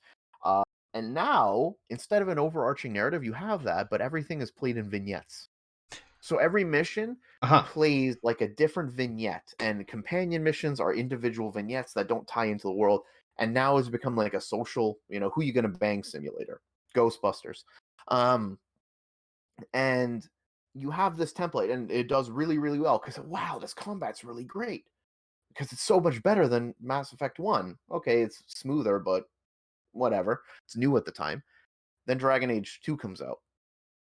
Yeah, Dragon Age 2, it's so much more than just like Mass Effect 2 in a Dragon Age world. No, it's not. Dragon Age combat, everybody. Yeah. Press Dragon X Age to make 2 awesome happen. takes so many cues from Mass Effect that hey, who you gonna bang simulator? A very weak story that plays more in vignettes that don't really connect to each other. Limited party system with action combat, not necessarily cover system, but they have to make it work in a fantasy setting. Mass Effect 3 comes out, same kind of crunch period, right? And it obviously doesn't really iterate all that much from Mass Effect 2, except that it tries to reincorporate some of those old RPG mechanics in Excuse to me, limited sir, but it extent. had Connect support as well. Oh, my And bad. I excuse am me, You could so sir, talk sorry. to the they Talk game. had here. innovation with inclusion of horde mode. Insert Oh right yeah. here in this podcast, insert a GIF of the angry video game nerd with that Konami headset. Fire, fire, fire, fire, fire. Anyway, so for me, I think, and then it's sort of like kind of iterated every single BioWare game going forward. Gone were the days of Jade Empire and Knights of the Old Republic, the modern ones. Gone are the days of Baldur's Gate.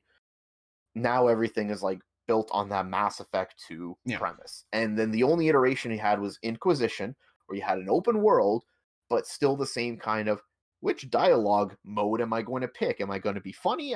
This is what I was talking to you about earlier, Dust. Like it's going to come up again. Mm. Am I going to pick the funny option? Am I going to pick the sarcastic option? You know, Yeah, it's so I dumb. will defend Mass And- Effect 2 for the story. I know you said it was like vignettes, but the one of my overall story's fine. yeah, but one of the the things I individual enjoy about moments it play like vignettes. was you have obviously this background story, which is to do with the Yeah. Reapers and the Elusive Man, and then you can explore. And this is one thing I never understood. I remember people saying, "How do I do the suicide mission without them dying?" And I was like, "You just play Do the the game. game. You just listen to the Just characters. do They the- tell do you the side content. Yeah, and the side content is all good. Even the most annoying characters, like Yeah. Jacob, has a very boring backstory. He's just a soldier But whose that mission dad, is fine. yeah, he's just whose It's dad fun to landed on the find out what planet. happens. Yeah. Yeah, and you talk to them like Morden, who's my favorite character in that whole Yeah. I series. didn't like him. Oh, that's it. That This is my just favorite. banned. No, Morden- where Morden where is is the he? 1 minute. Morden What, is what was great, that? What was that? Dust? Gone. Okay, 2-man podcast. Oh, I've been canceled. No, but I really Wow. liked how you could interact with Dust the is over. characters. Hashtag Dustman is over. You would interact with the characters and you would feel organically like you want to learn more rather than being kind of pushed to question them just because it was part of the game. And I think that's something that a lot of the modern action RPGs lack, especially Andromeda. You don't really want to talk to the characters because they're not interesting, they're boring, and you can kind of get why they're there. As you said before, They're not as memorable. yeah, well, BioWare started turning everything into, in the marketing even reflected this, especially how they'll communicate on social media. It's like, you can flirt with this character. It's like, okay, Yeah. that's You that's can bang and a that's sort of my Turian point. now. That's sort of my point because yeah, you had elements of that in Mass Effect 1, but it wasn't quite as in your face as it was in Mass Effect 2. Whereas like the flirtation was way more aggressive. I And remember then it falls into this trap, and I hate this in games, and role-playing games in particular, but press button to fall in love. I hate that. And I'm serious. If you're talking about a character that's well written, they should have their own personalities, they should have their own preferences. Yeah. You shouldn't be able to woo them. There should be characters in games, not based on like sexuality, gay, straight, whatever. If you're playing like say a male character and there's a female in there, and let's say you have like a system of like different personality options, if you don't have a jiving personality, you should be able to flirt with them and say, no, I'm not interested. Yeah. But games don't do that. And I partially blame BioWare for that because they built it in such a way that, take your pick. Build a character so you can bone one of our other characters, Inquisition had that quite a lot, but Andromeda was by far the worst. There's a ginger Irish lady. The Scottish. Scottish, sorry. Scottish. And She's literally Scottish, two yeah. sentences in, she's like, "Oh, I think you're cute, Captain." I'm like, "What? When would someone who's just a pilot say this to the captain of the ship? They're supposed to have more respect." It made no sense. It was just like BioWare really kind of tried to cash in on the people that were all about the dating sims. And look, I get it. People wrote weird fucking articles about the characters in BioWare games, like I would date Garrus in real life. It's like, okay, Garrus but is a bro, though. it's But now here's the thing, negatively Garrus is affecting a the bro. game. But here's the thing. Garrus was just a well-written character who had Yeah. a beautiful arc from start to finish. And he's a bro. He's like my favorite character in all of Mass Effect. I love Morden, but Garrus is my favorite because I'm with you on that. I understood exactly where he was coming from, where he ended. He's also my favorite to romance in the game, Oh, bar none, because it ties into understanding where he came from and who he becomes going forward. Yeah, I play femship. What are you going to do about it? Jennifer Hale is a goddess, and she should appear in more games that One aren't thing they did Overwatch. for sure is they made either Shepherd that you play pretty good. They're Yeah. both Yeah. I You can't go I enjoy the wrong. It doesn't. games. Neither feels tacked on, I and will say that's that how it should be. the Mass Effect 3, now, I don't really have a huge problem with the ending because I don't feel like the game overall is that great. There's a lot of parts which I like, so Moradin's final scene, which I thought was actually quite nice and a good character arc because it makes sense from the moment you meet him. It kind of makes it clear to what he's trying to achieve, and he gets to achieve that. It's a sad moment, but a lot of the characters in that game just feel like they kind of do stuff because someone wrote them to do it rather than their character would do it. Yeah. And then you had like Freddie Prinze Jr., who's bizarrely in the game. I know he's a fan of video games, but like You know I what? don't really care about him, you know? I did not mind his character so much because of the function that he played. I To don't me, care it much just for Freddie Prinze Jr., but I like the character. he He felt was too similar okay. to Jacob, the kind of military boy. And I was He like, was, but there's a reason for it, right? Because he was supposed to go N7, and he's this meathead, but then he sort of realizes that he's in over his head, right? yeah, but Whereas Jacob just kind of had this like noble, like, man, the Alliance, man, don't like them. They work too slow, so I joined yeah. Cerberus, right?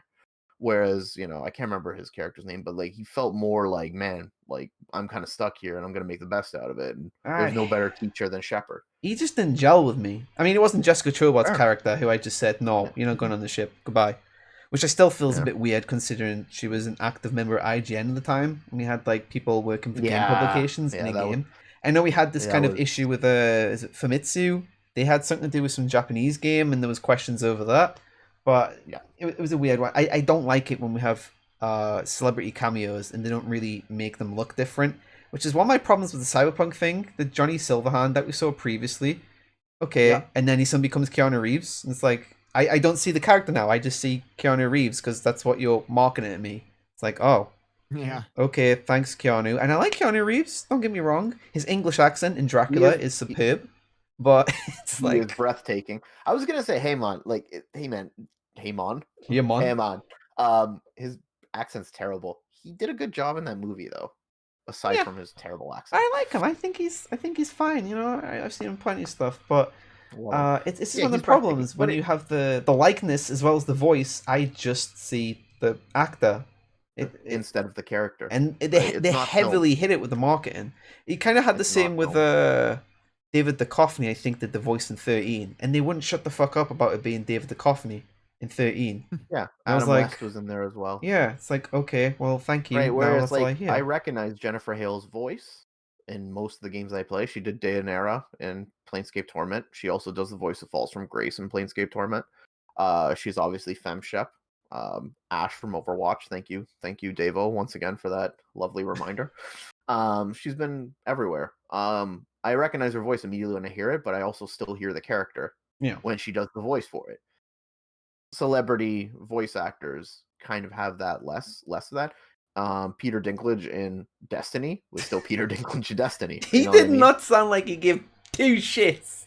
But, I can imagine you know him what I sitting mean, though, there right? on his throne of money from that HBO, just sitting there with a little bit of vodka and was like, oh, wizards on the moon. Goodbye. Yeah. You know what I mean? But like, if I hear Tony J in a game, it's Tony J, not Tony J, but he's like playing a character. It's like, hey, that's Tony J, and I love him, but he's playing the character. Yeah. It's the same kind of thing with like it's the same thing. It's the same kind of thing with like some of the celebrity voices that you get in Grand Theft Auto, the DJs. You can tell that who they are, but they actually do put effort into the role, and so it's like, oh wow, like, but because they're DJs on a radio station, they're not distracting from it. So like Iggy Pop in Grand Theft Auto 4, he does the rock station, or Axl Rose in San Andreas. You know what I mean? What about Samuel Jackson in San Andreas? Because I hear that character, and I know it's Samuel Jackson, but I don't see the character as Samuel Jackson. I see as that character. Yeah, same with me. I see the character. Yeah. And I completely forgot about that. But yeah, because again, he put effort into the role to be the character, which is now same thing with what's his name? Sean Penn's brother. He was the partner. Pencil Samuel Pen. Jackson's partner. I can't remember. That's It was his Sean name. Penn's Pencil brother. Pen. He died. Okay, whatever. But same thing. He played the role, right? Rather than the celebrity kind of being, because it wasn't marketed that way either. Yeah. And it doesn't take away from it. Anyway, how do we get Mass onto Effect this? 2, I think it ruined for a while what action RPGs are sort of expected, and how everything kind of followed that BioWare template. and nothing should follow the BioWare template. You people out there that are clamoring for KOTOR 3, stop it. I don't know why you want it. KOTOR 3 will never be what you want it to be, especially with BioWare now. Stop it. Just no. Bad BioWare is internet. not Bad BioWare internet. anymore. In the same way that Blizzard gonna isn't be, Blizzard anymore. What do you call it? It'll be what was the new Star Wars game? It'll basically be that all Fallen over Order? again. Jedi Fallen Fallen Yeah, Order. and I'm not saying it's bad, but I think that'll be what they copy. I don't know. Speaking I of don't that, have any faith. They're making a Dragon Age 4. I could not care less. yeah. I What I love will Origins. say- I will still replay Origins. I don't care about 2. You can get 2 on Steam now. I don't know why you'd want to, other than maybe if you want to play on Steam Link on your TV. Inquisition, I kind of got the DLC because I thought one day I'd like to go through and see how the story ends, and I never bothered playing it. I never finished the main story. I was unimpressed. Dude, when you take a DLC character from Dragon Age 2 and you make that the main villain of your third game, like, come the hell on, man. Like, what the fuck? And then on top of it, like, talk about how you're making this tactical role-playing game and PC gamers are going to feel right at home. It's like, but there's no health potions because it's an MMO. Just fuck off. Just shit game. And then I gave Andromeda the benefit of the doubt. I got it when it came out. And you know what? I actually didn't mind Andromeda. The gameplay was fine. The gameplay was fine. The story Gameplay was a lot of fun, ours. actually. Exploring planets works so much better than it does in Inquisition. Mhm. But you know what sucked? I got the Nintendo ending. I got 100% habitability on all those planets, and I got a Nintendo ending. Here's a spoiler. Putting up a spoiler warning right now. If you don't want to know how this mission ends in Andromeda, but it's a spoiler warning. you know, okay. there's your spoiler So warning. I can't get But the text. None of you are going to play Andromeda anyway, so what do you care? You get 100% habitability on the planets, and then you get your little AI companion saying, congratulations, you got 100% habitability on the planets. You are now like the master pathfinder. Your father would have been proud. Thank Wow. you. That's pretty much So what it that's is. what I missed. So you get that's what you miss. And I'm like, there's no super cool reward. There's nothing. There's no story arc. No, that's it. It's like, fuck. Why did I waste? I think time doing BioWare that? ended up cursing their own genre. Essentially, That's exactly what I'm saying. That's the whole point of bringing up Yeah. Mass Effect. They cursed their own genre. They ruined their own. Yeah. Anyway. I do think there is one thing that we should note though about Dragon Age 4, and that is if it tanks, if it does not do well, I think that's it for BioWare. Yeah, I wouldn't be I surprised. think EA's pulling the plug on them. Thank God. You can quote me on that. I don't know if I want that to happen, but that's what I feel I will kind of likely do. happen. They're a husk. I'd love at for this them point. to. I'd They're love a for them to husk. put They're never together going to a rebound. gem, but Okay. I don't. No, they're never going to expect it. rebound because they're built into the EA engine where Mhm. either every game is gonna need to sell 5 million copies or it's an indie darling. And BioWare is too big to make indie games anymore because there's no Correct. recoup on cost. There's too much overhead. So every single RPG that they put out from now on needs to sell those 5 million copies. They're never going to do that. Visceral had the plug pulled on them. I think BioWare is the next one to go. Because if there's no way to recoup anything low, if they need a coup with Dragon Age 4 to like win the hearts of everybody. Are But then you again, trying to Inquisition got tell like me 9s out of 10s when it came out. So maybe they'll pull it off with like the mainstream media behind it saying AAA. This is what a AAA RPG should be. Rah rah rah. Are you trying to tell me, Charles, that Anthem will not recover and make all that money back? What now? Are you I telling me forgot that? that game What? existed. I think BioWare forgot that game existed. And a good point is if we bring up back to Destiny 1, that set the stage that would lead to nightmares like Destiny 2, Anthem, you name it, right? These kind of MMO-like games, I can Yeah, understand they why call people them would like them MMOs. because I feel like there's a genre of people that are predominantly console-based, never played MMO in their life. They've heard about them, they've read about them, and maybe they'll see some videos, and then they get something that's slightly, and I mean slightly, because I think Destiny is, I think the first one is trash. I think it's trash.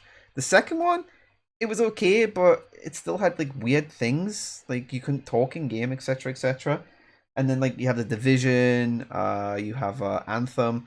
They have minor elements of MMOs, but you can't really tell them apart from any other kind of. They have the same fucking structure every time. It's the same structure every time, and there's people that can really get into them, and they're predominantly console based, and I don't understand. You can play old MMOs on your PC, anything. go and buy Guild Wars 2. Guild Wars 2 is free to play for the most part, unless you want to buy the expansions. At least that has something there. But these games as a service where it's just bang, bang, bang, bang, bang, bang, bang, bang, bang, bang, bang, bang, and then you just kind of do the same thing over and over. It's not like you play it and then move on. It's like a lifestyle. But there's nothing in there though. That's the problem. Approach like D&D as a lifestyle, and that's fine. I would if I, had the means to do it. Come home, play D&D, whatever. But I don't consume games like that. I would wager most people, actually I shouldn't say most people, because a lot of people are only there for the next Call of Duty and that's it. Yeah. But Which I would is say fine. a huge Sports game. Yeah, which is fine. I would say a huge chunk of people, not most, but a huge chunk of people don't consume games like that. But that's not enough because, the publishers, they want people like that. I don't know. I fully understand. Like I should say, like when we set out to do the podcast, when we say we don't get why people like this kind of stuff, it's not us saying that people can't enjoy it. It's just we're coming from a bit different point of view where I don't think we would consider ourselves someone that consumes all of the mainstream AAA stuff. We still play it, but I couldn't care less. We about kind most of dip in AAA and releases. out. Yeah, well, we're more cautious. Definitely gone from being AAA mainstream to dropping it completely. I think I dropped like AAA. Go on. Back when mainstream was more niche games and it wasn't really mainstream, right? You were a loser for playing video games. That's when it was at its golden era. Yeah, Like the golden age. Yeah. I think because that it wasn't all for profit. I stopped paying attention to AAA games years ago. Whereas the things that excite me the most now are things that are those niche games that cater to my interests. Bloodlines 2 is not a AAA game I'm excited for. Actually, the only AAA game I'm excited for is Cyberpunk, but that doesn't feel like a AAA game. Not in the same way that anything EA, Ubisoft, Activision, they got shits out. Clever marketing. And the scary thing is like we're cautiously optimistic about it, right? Because we're hoping it's not a bang average game that everybody says is the best thing since I don't know sliced bread or Inquisition or canned bread, I guess. I don't know because like with the whole AAA scene how it is now, I still buy Nintendo stuff, So I'm not going to say I don't completely not buy, but I'm more. I play older games more than ever, and I play like weird indie stuff and middle market stuff. Stuff that's kind of like, for example, if a New Blood interactive game comes out, I'm probably more likely to buy that than I am the biggest AAA release. And it's not because I'm completely detached from AAA sensibilities, and I guess it's also part of the reason why I don't become part of more communities. I feel like the whole idea of video game culture now has become this inherent, and this I hope it doesn't come off me sound pretentious, but I feel like it's become one big circle jerk where people kind of want to propel themselves above other people and say, well, I like games more because I think this game's amazing. And I saw this Twitch thing come out recently and people are cheering over the PS5, and I'm like, what are you cheering over? You don't know anything about the system. We saw like a handful of games, most of which were like these middle market indie stuff. None of them are new IPs. Yeah, nothing's new IP. One's not Spider-Man's not even a new game. It's just a collection. It's with the DLC and some extra stuff. Wait, weren't there a couple new IPs? No, we're talking like AAA. It's like big stuff. Oh yeah, I guess the new Spider-Man game is part of the existing Spider-Man franchise. You have a new Ratchet & Clank. That's not a new Spider-Man game. It's the old Spider-Man game with an expansion. It's not an entirely different game. Yeah. Okay, so there you go. Yeah. But anyway, and we don't know anything about the stats. Ratchet and Clank, like none of those are new IPs. Like, why are when that's fair. At least when the Xbox 360 launched, you had Rise: Son of Rome, which was an underrated. It was an underrated tech demo. It's not a very good game, but it's underrated. Really, it's better than I think most people. If you have like 5 hours to kill. But it's a new IP at least. It was something that came with the console to launch it. Everything now is a reiteration. And falling into the same trap movies are, where it's just the safe bet is to take an existing franchise and make a new entry in it. And give it a graphic overhaul, and yay. Yeah, and frankly, I'm kind of bored of that. Bloodlines 2, even Bloodlines 2, like I'm somewhat excited for it, but not cautious. To the point where I'm frothing at the mouth. I'm super cautious with it, but that's also because I'm not a fan of the newest edition of Vampire the Masquerade. Yeah. So, I just feel like it's too much now from the mainstream where it's, and I'm not saying, oh, we should all be counterculture and I'm not mainstream. It's just, I feel like, especially in the reflection I see on social media and people reacting to market and stuff and how games are covered now, everything is celebrated to the point where it's got to be amazing. So like Last of Us 2, Yeah. some of the reviews I've been reading for Last of Us 2 are ridiculous. 10 out of 10. One of them says the game's not perfect, then gives it a 10 out of 10. And then there's people like saying this thing will elevate to the next point. And I put a tweet out and I said everything that's from first party AAA is now 10 out of 10. And historically, you look at it, and for the past, definitely for this gen, nearly everything, apart from Knack and some meme games, it's always seen as the best thing ever. And everyone is kind of racing against each other to kind of wank themselves off over it. And I'm like, yeah, and there's this aura. There's this aura of, and here's the thing: I am a huge advocate of games as art. I have always argued this point. But at the end of the day, you're still talking about some interactive media that does not have to be ground changing or make a statement or live up to any sort of ideas of commenting on the human condition. Some can, there are artsy games out there, but this is consumable media. Yeah.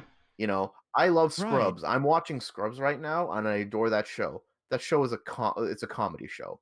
It does not elevate the medium beyond anything what it intends to be. It's okay for a game to just be a game, you know? It's such and a I think strange that position. there's that push where games need to be better. Yeah. Everything has to be better. Everything has to be a masterpiece. Why? The weirdest thing about it all is, you know, I retweeted that person's article and they're saying, oh, when will films catch up to the relevance and poignancy of Last of Us 2? And video games touch in taboo and adult topics, you know, in a cold way, isn't new. It's just the people that are saying it is new haven't took the time to look at stuff from the past. There's plenty of games, even games that you wouldn't even consider that, you know, that mature. Like Final Fantasy IX deals a lot with the idea of a life and death. And if you get to the end of the game, you see that the whole character Vivi, where it's a cute little cartoon character, and the art style might portray it as something that's just ooh, kawaii. The topics are actually pretty fucking dark and adult. And as a child, when I was playing that, I was like, oh, okay, and it's poignant. Not everything has to be a depression wankfest. You know, but you know what? I think part of the problem with that is that we're talking about people who consume games via consoles. And this isn't me being a PC master race pretentious. No. But me playing on the PC, I can play a game from 1993 so long as it's like, you know, even with DOSBox, if it's not on GOG, I can play a game out of 1993 without a problem, as long as I have the software to let me do that. You can't do that with consoles. Yeah. And so a lot of these games fall by the wayside unless they're re-released for console, and then there's no marketing hype behind it. It looks old, and so people aren't conditioned to want to play that. Right.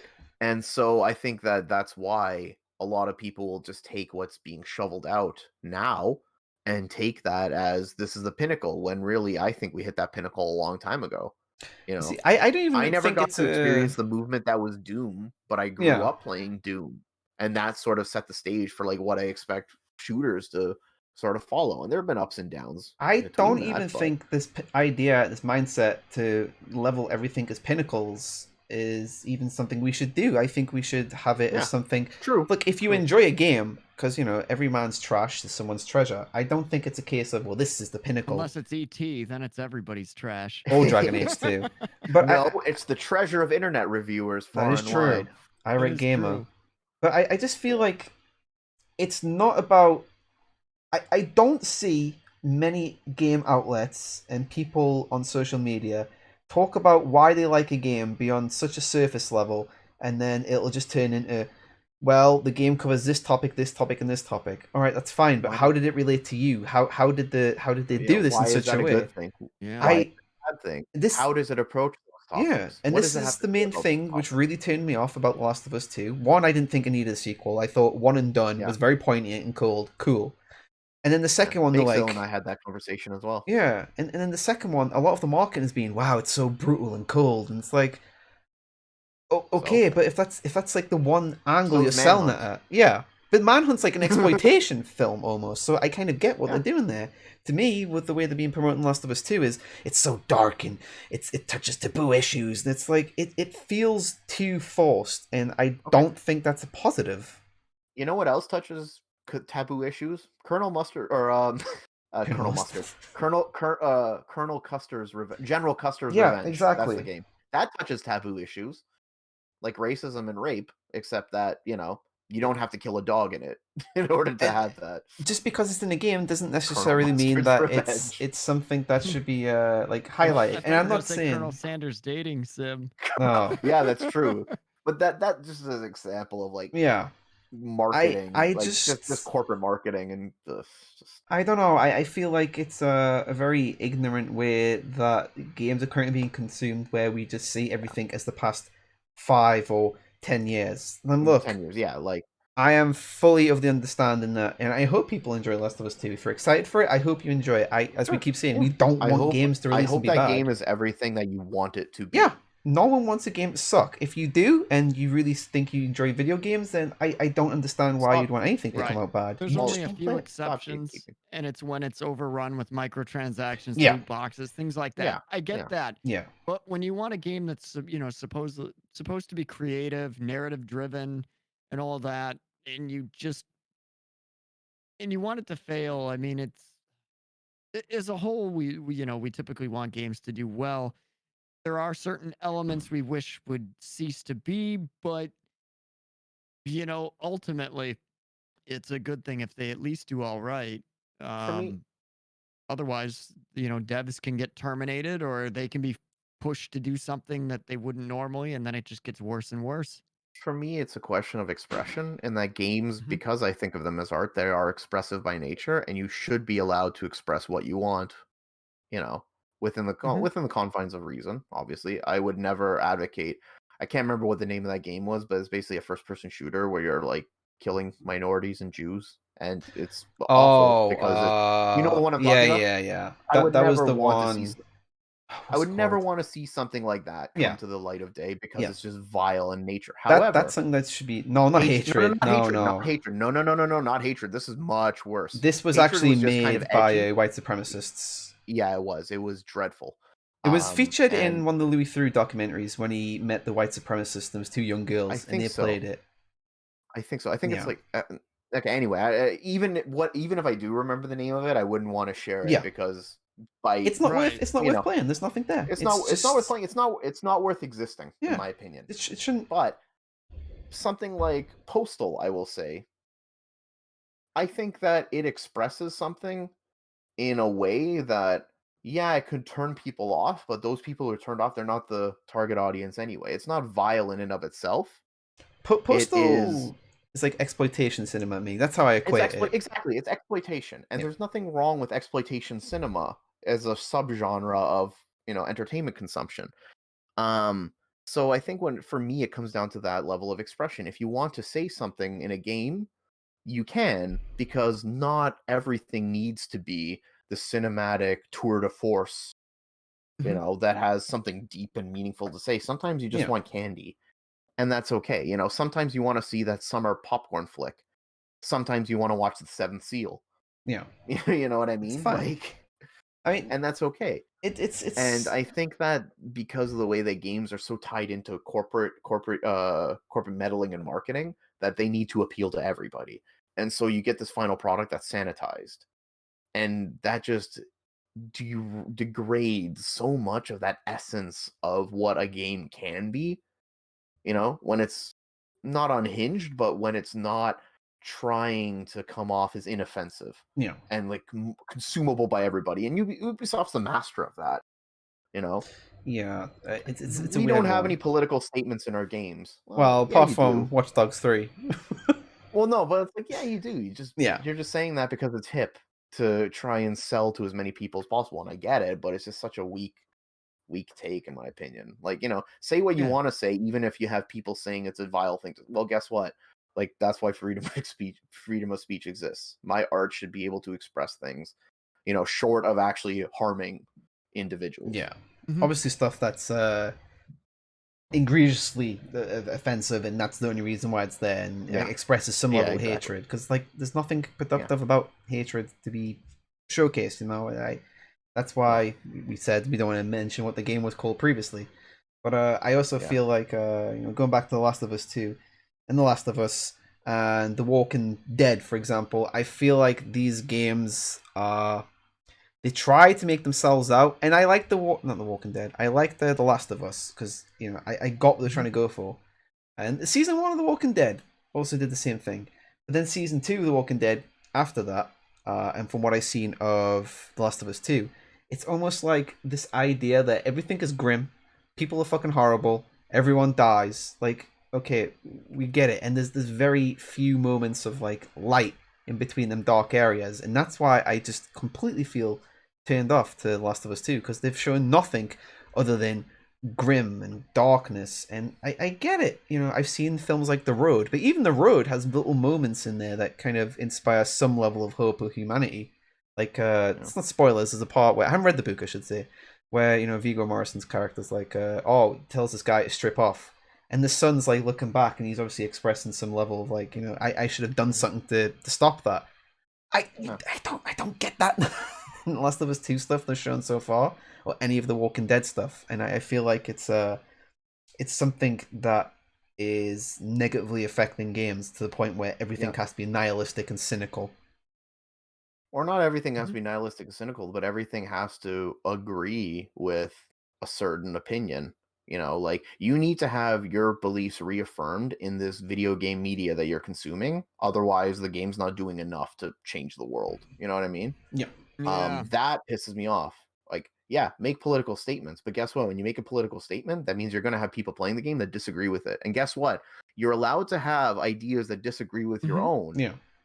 Because that doesn't invalidate your own opinion. If you feel that something that you are consuming disagrees with what you believe in, then maybe your opinion isn't all that rooted all that strongly in, you know, Yeah, I think it's fine to have it. Unless the game forces you to make political posts on social media to progress in it, I don't think it matters if it matches with you or not. And it shouldn't have to. You should be, my opinion is, you should be secure enough in your own beliefs that whether they present a message you agree or disagree with, that shouldn't make or break the game. No, absolutely.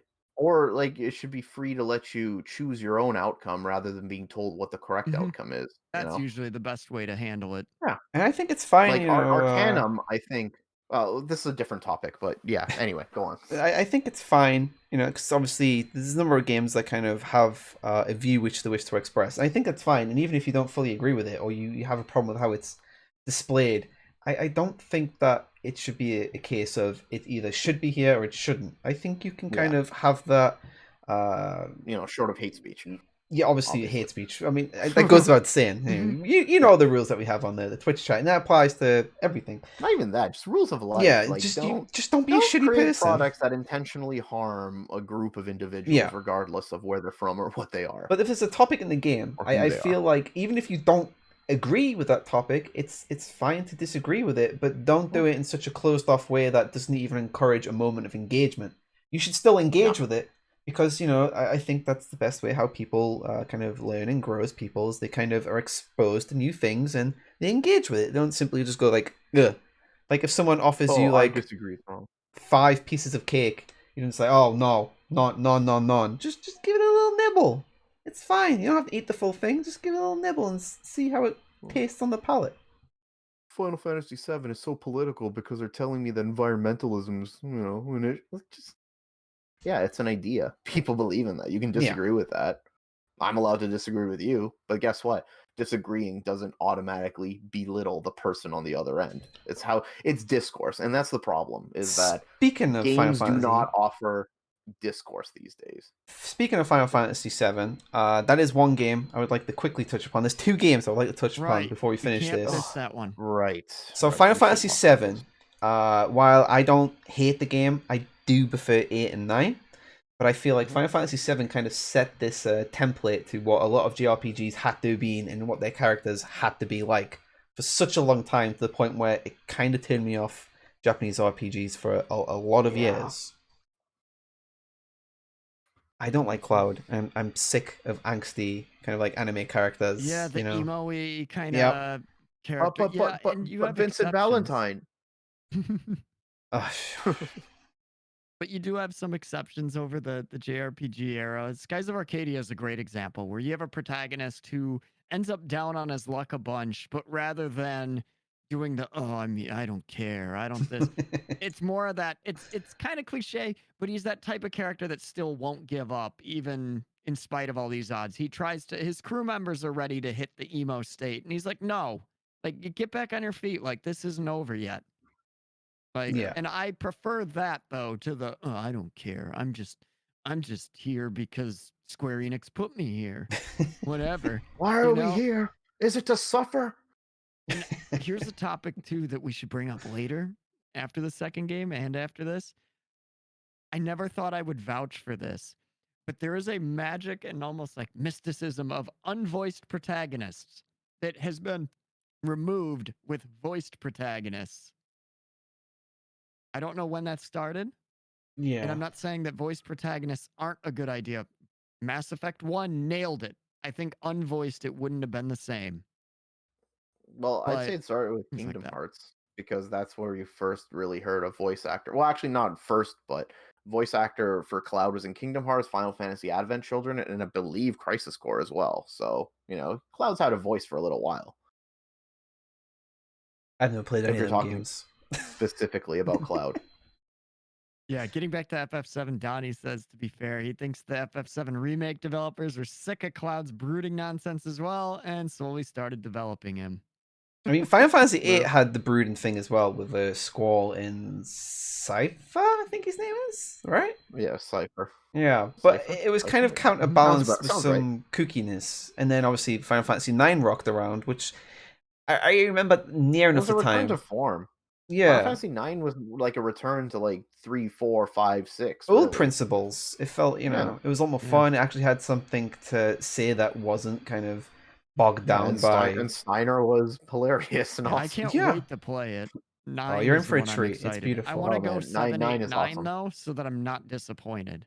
I want to go 7, 8, 9. I mean, none of them are disappointing. It's a matter of taste, really. Yeah. Because You know what I I mean, like going 9 from- better because I played the older Final Fantasies, and as much as I like 7, it is like a departure from sort of like what I grew up with. 8 as well. 8 was more character driven, which is not quite Final Fantasy-esque in my opinion, but as a fanboy of like 4 and 6, like 9 was right up my alley. And, it was a fun time. Well, ultimately, I think there's one game that I've been chomping at the bit up to bring. I love this game. This isn't me slandering the game at all. I love it to death. But Resident Evil 4's impact on horror games is undeniable. Undeniable. And whether we can say it's positive or negative, both on each side. I think this is probably the game. Actually, this is the game that made me think of this topic. Is great games that change their genre, but not necessarily for the best. And Resident Evil 4, I feel, is probably the prime example of this topic. Yeah, and it's a great game. It's some people's favorite Resident Evil game, but look what followed, 5 and 6. Well, it and wasn't those were necessarily certainly not. Just because of what followed the series. I'm talking about genre wide. It completely changed how we saw survival horror to the point where everything became action horror, and there was even confusion between like, oh, is this survival horror because I'm still pointing a gun slowly at an enemy, or and then everyone started like just literally copying the Resident Evil 4 formula to the point where we had some fun rip-offs like Cold Fear, which I do recommend. It's still I was gonna fun. check that out for a Halloween episode one time. I discovered I'm like, I should do that. But then I just found another game that looks even more jank, which is I think what I'm gonna be looking at this October. If I can get to it. One thing I will say about Cold Fear is it has the most random love story in. You meet a character like once, and then you meet her again at the end, and apparently you're in love. It's like, oh, okay. Makes sense. Legalized Ranch, Dead Space was a good RE4 ripoff. Yeah, I played Dead Space not too long ago with Wick on stream, and it still holds up pretty well. I like the whole amputation gimmick.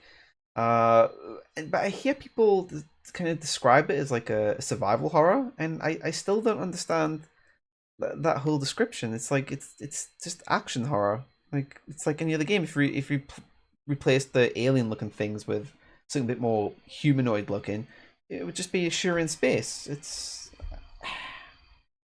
I don't know. I just feel like Resident Evil 4 completely changed the whole generation's idea of what survival horror was, to the point where they could no longer like if you put an actual survival horror in front of them, they'll be like, "Oh, what's this?"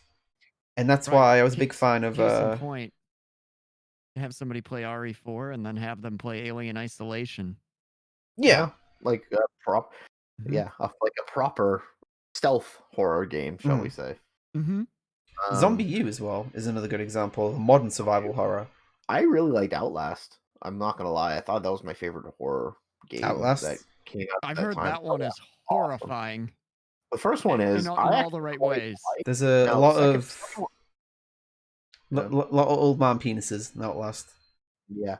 Second one, I loved it.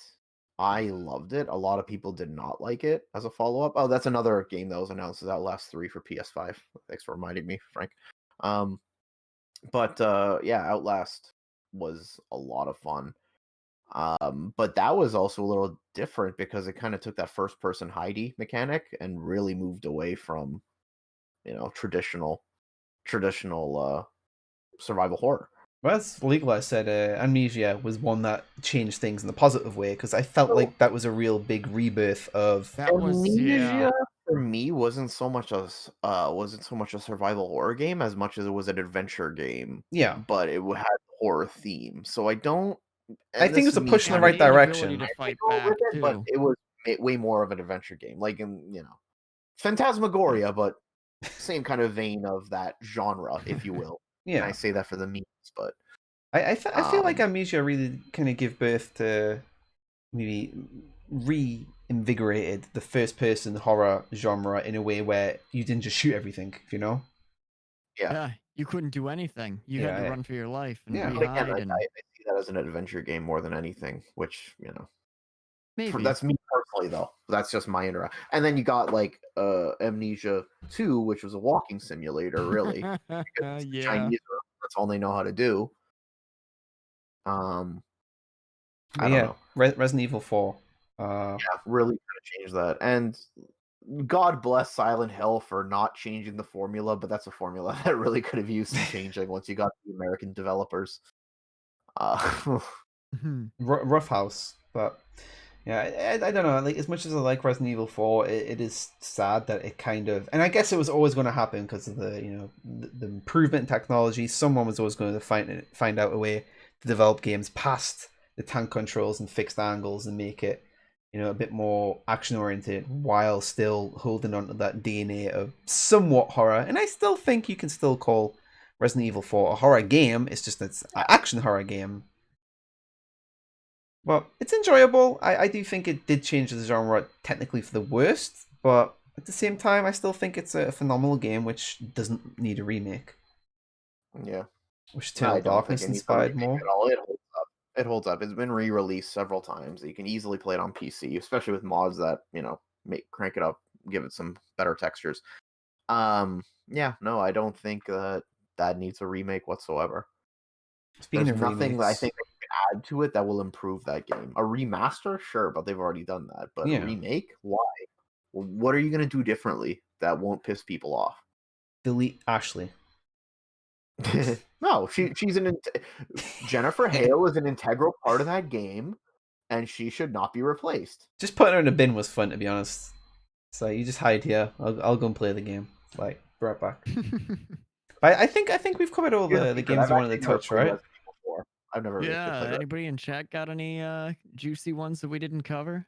Evil. We can do maybe one or two more before we wrap up. But anyone in chat think that there's a game that changed the genre for the worst? I mean, maybe A perhaps great Warcraft game that 3? changed it for the worst. Warcraft 3 kind of started transitioning away from the typical RTS into something a bit more RPG focused.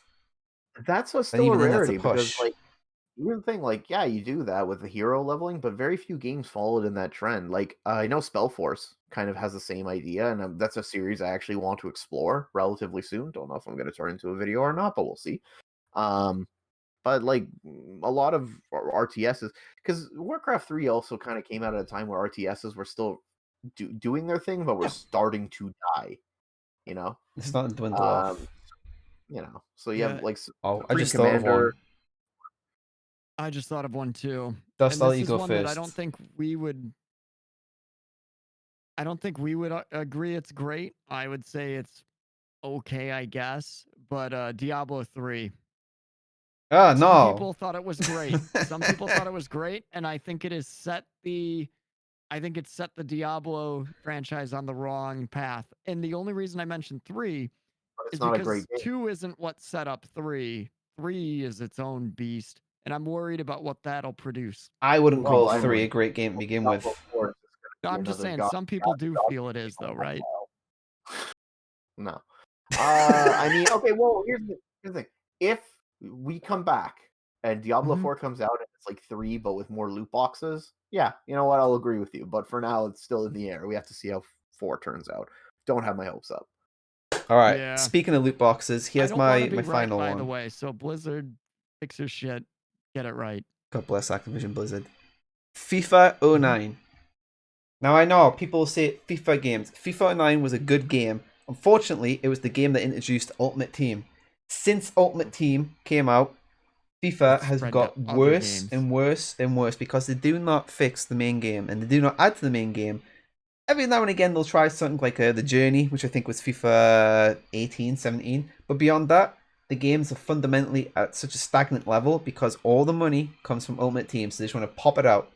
And I think that Final Fantasy FIFA 09 is a good example of a great game that completely ruined the genre because every single sports game now has a level of ultimate teamness to it, be it EA or 2K, and it's completely fucked the multiplayer sports genre. It's even EA's UFC game had some weird fucking card thing. It's like, and it's now moved on to 2K as well with the points to upgrade your characters. Like this whole microtransaction sports game thing is nonsense. Whether it's buying cards or buying stat upgrades or it's bizarre. it's horrible. It ruined the integrity of the genre, in my opinion. And I know people will rant on stuff like FIFA and say, oh, it doesn't change anyway. Well, if you do play the FIFA games, you can see a notable change from the past 10 years. You can see it. Go 15 years, you can feel the change. And Ultimate Team fundamentally completely fucked the sports genre multiplayer because everyone's copying it now. Can I say, like, even going from FIFA 04 to FIFA 06, when there was an engine change in between the games, it felt different. I still play old FIFA games, mostly for nostalgia, because I grew up playing them. But I was playing FIFA 04. I finished the season with Bayern Munich. Fun game, love it. Also, the last game that has John Watson, John Motson as a commentator, and he was my favorite football commentator, soccer commentator ever. But the engine going from 04 to 05 and then 06, radically different. Yeah. Feels completely different to play with the mechanic. Like there's the maneuverability and the things that you're able to do with the ball, utterly different. Gives you so much more control over the pitch.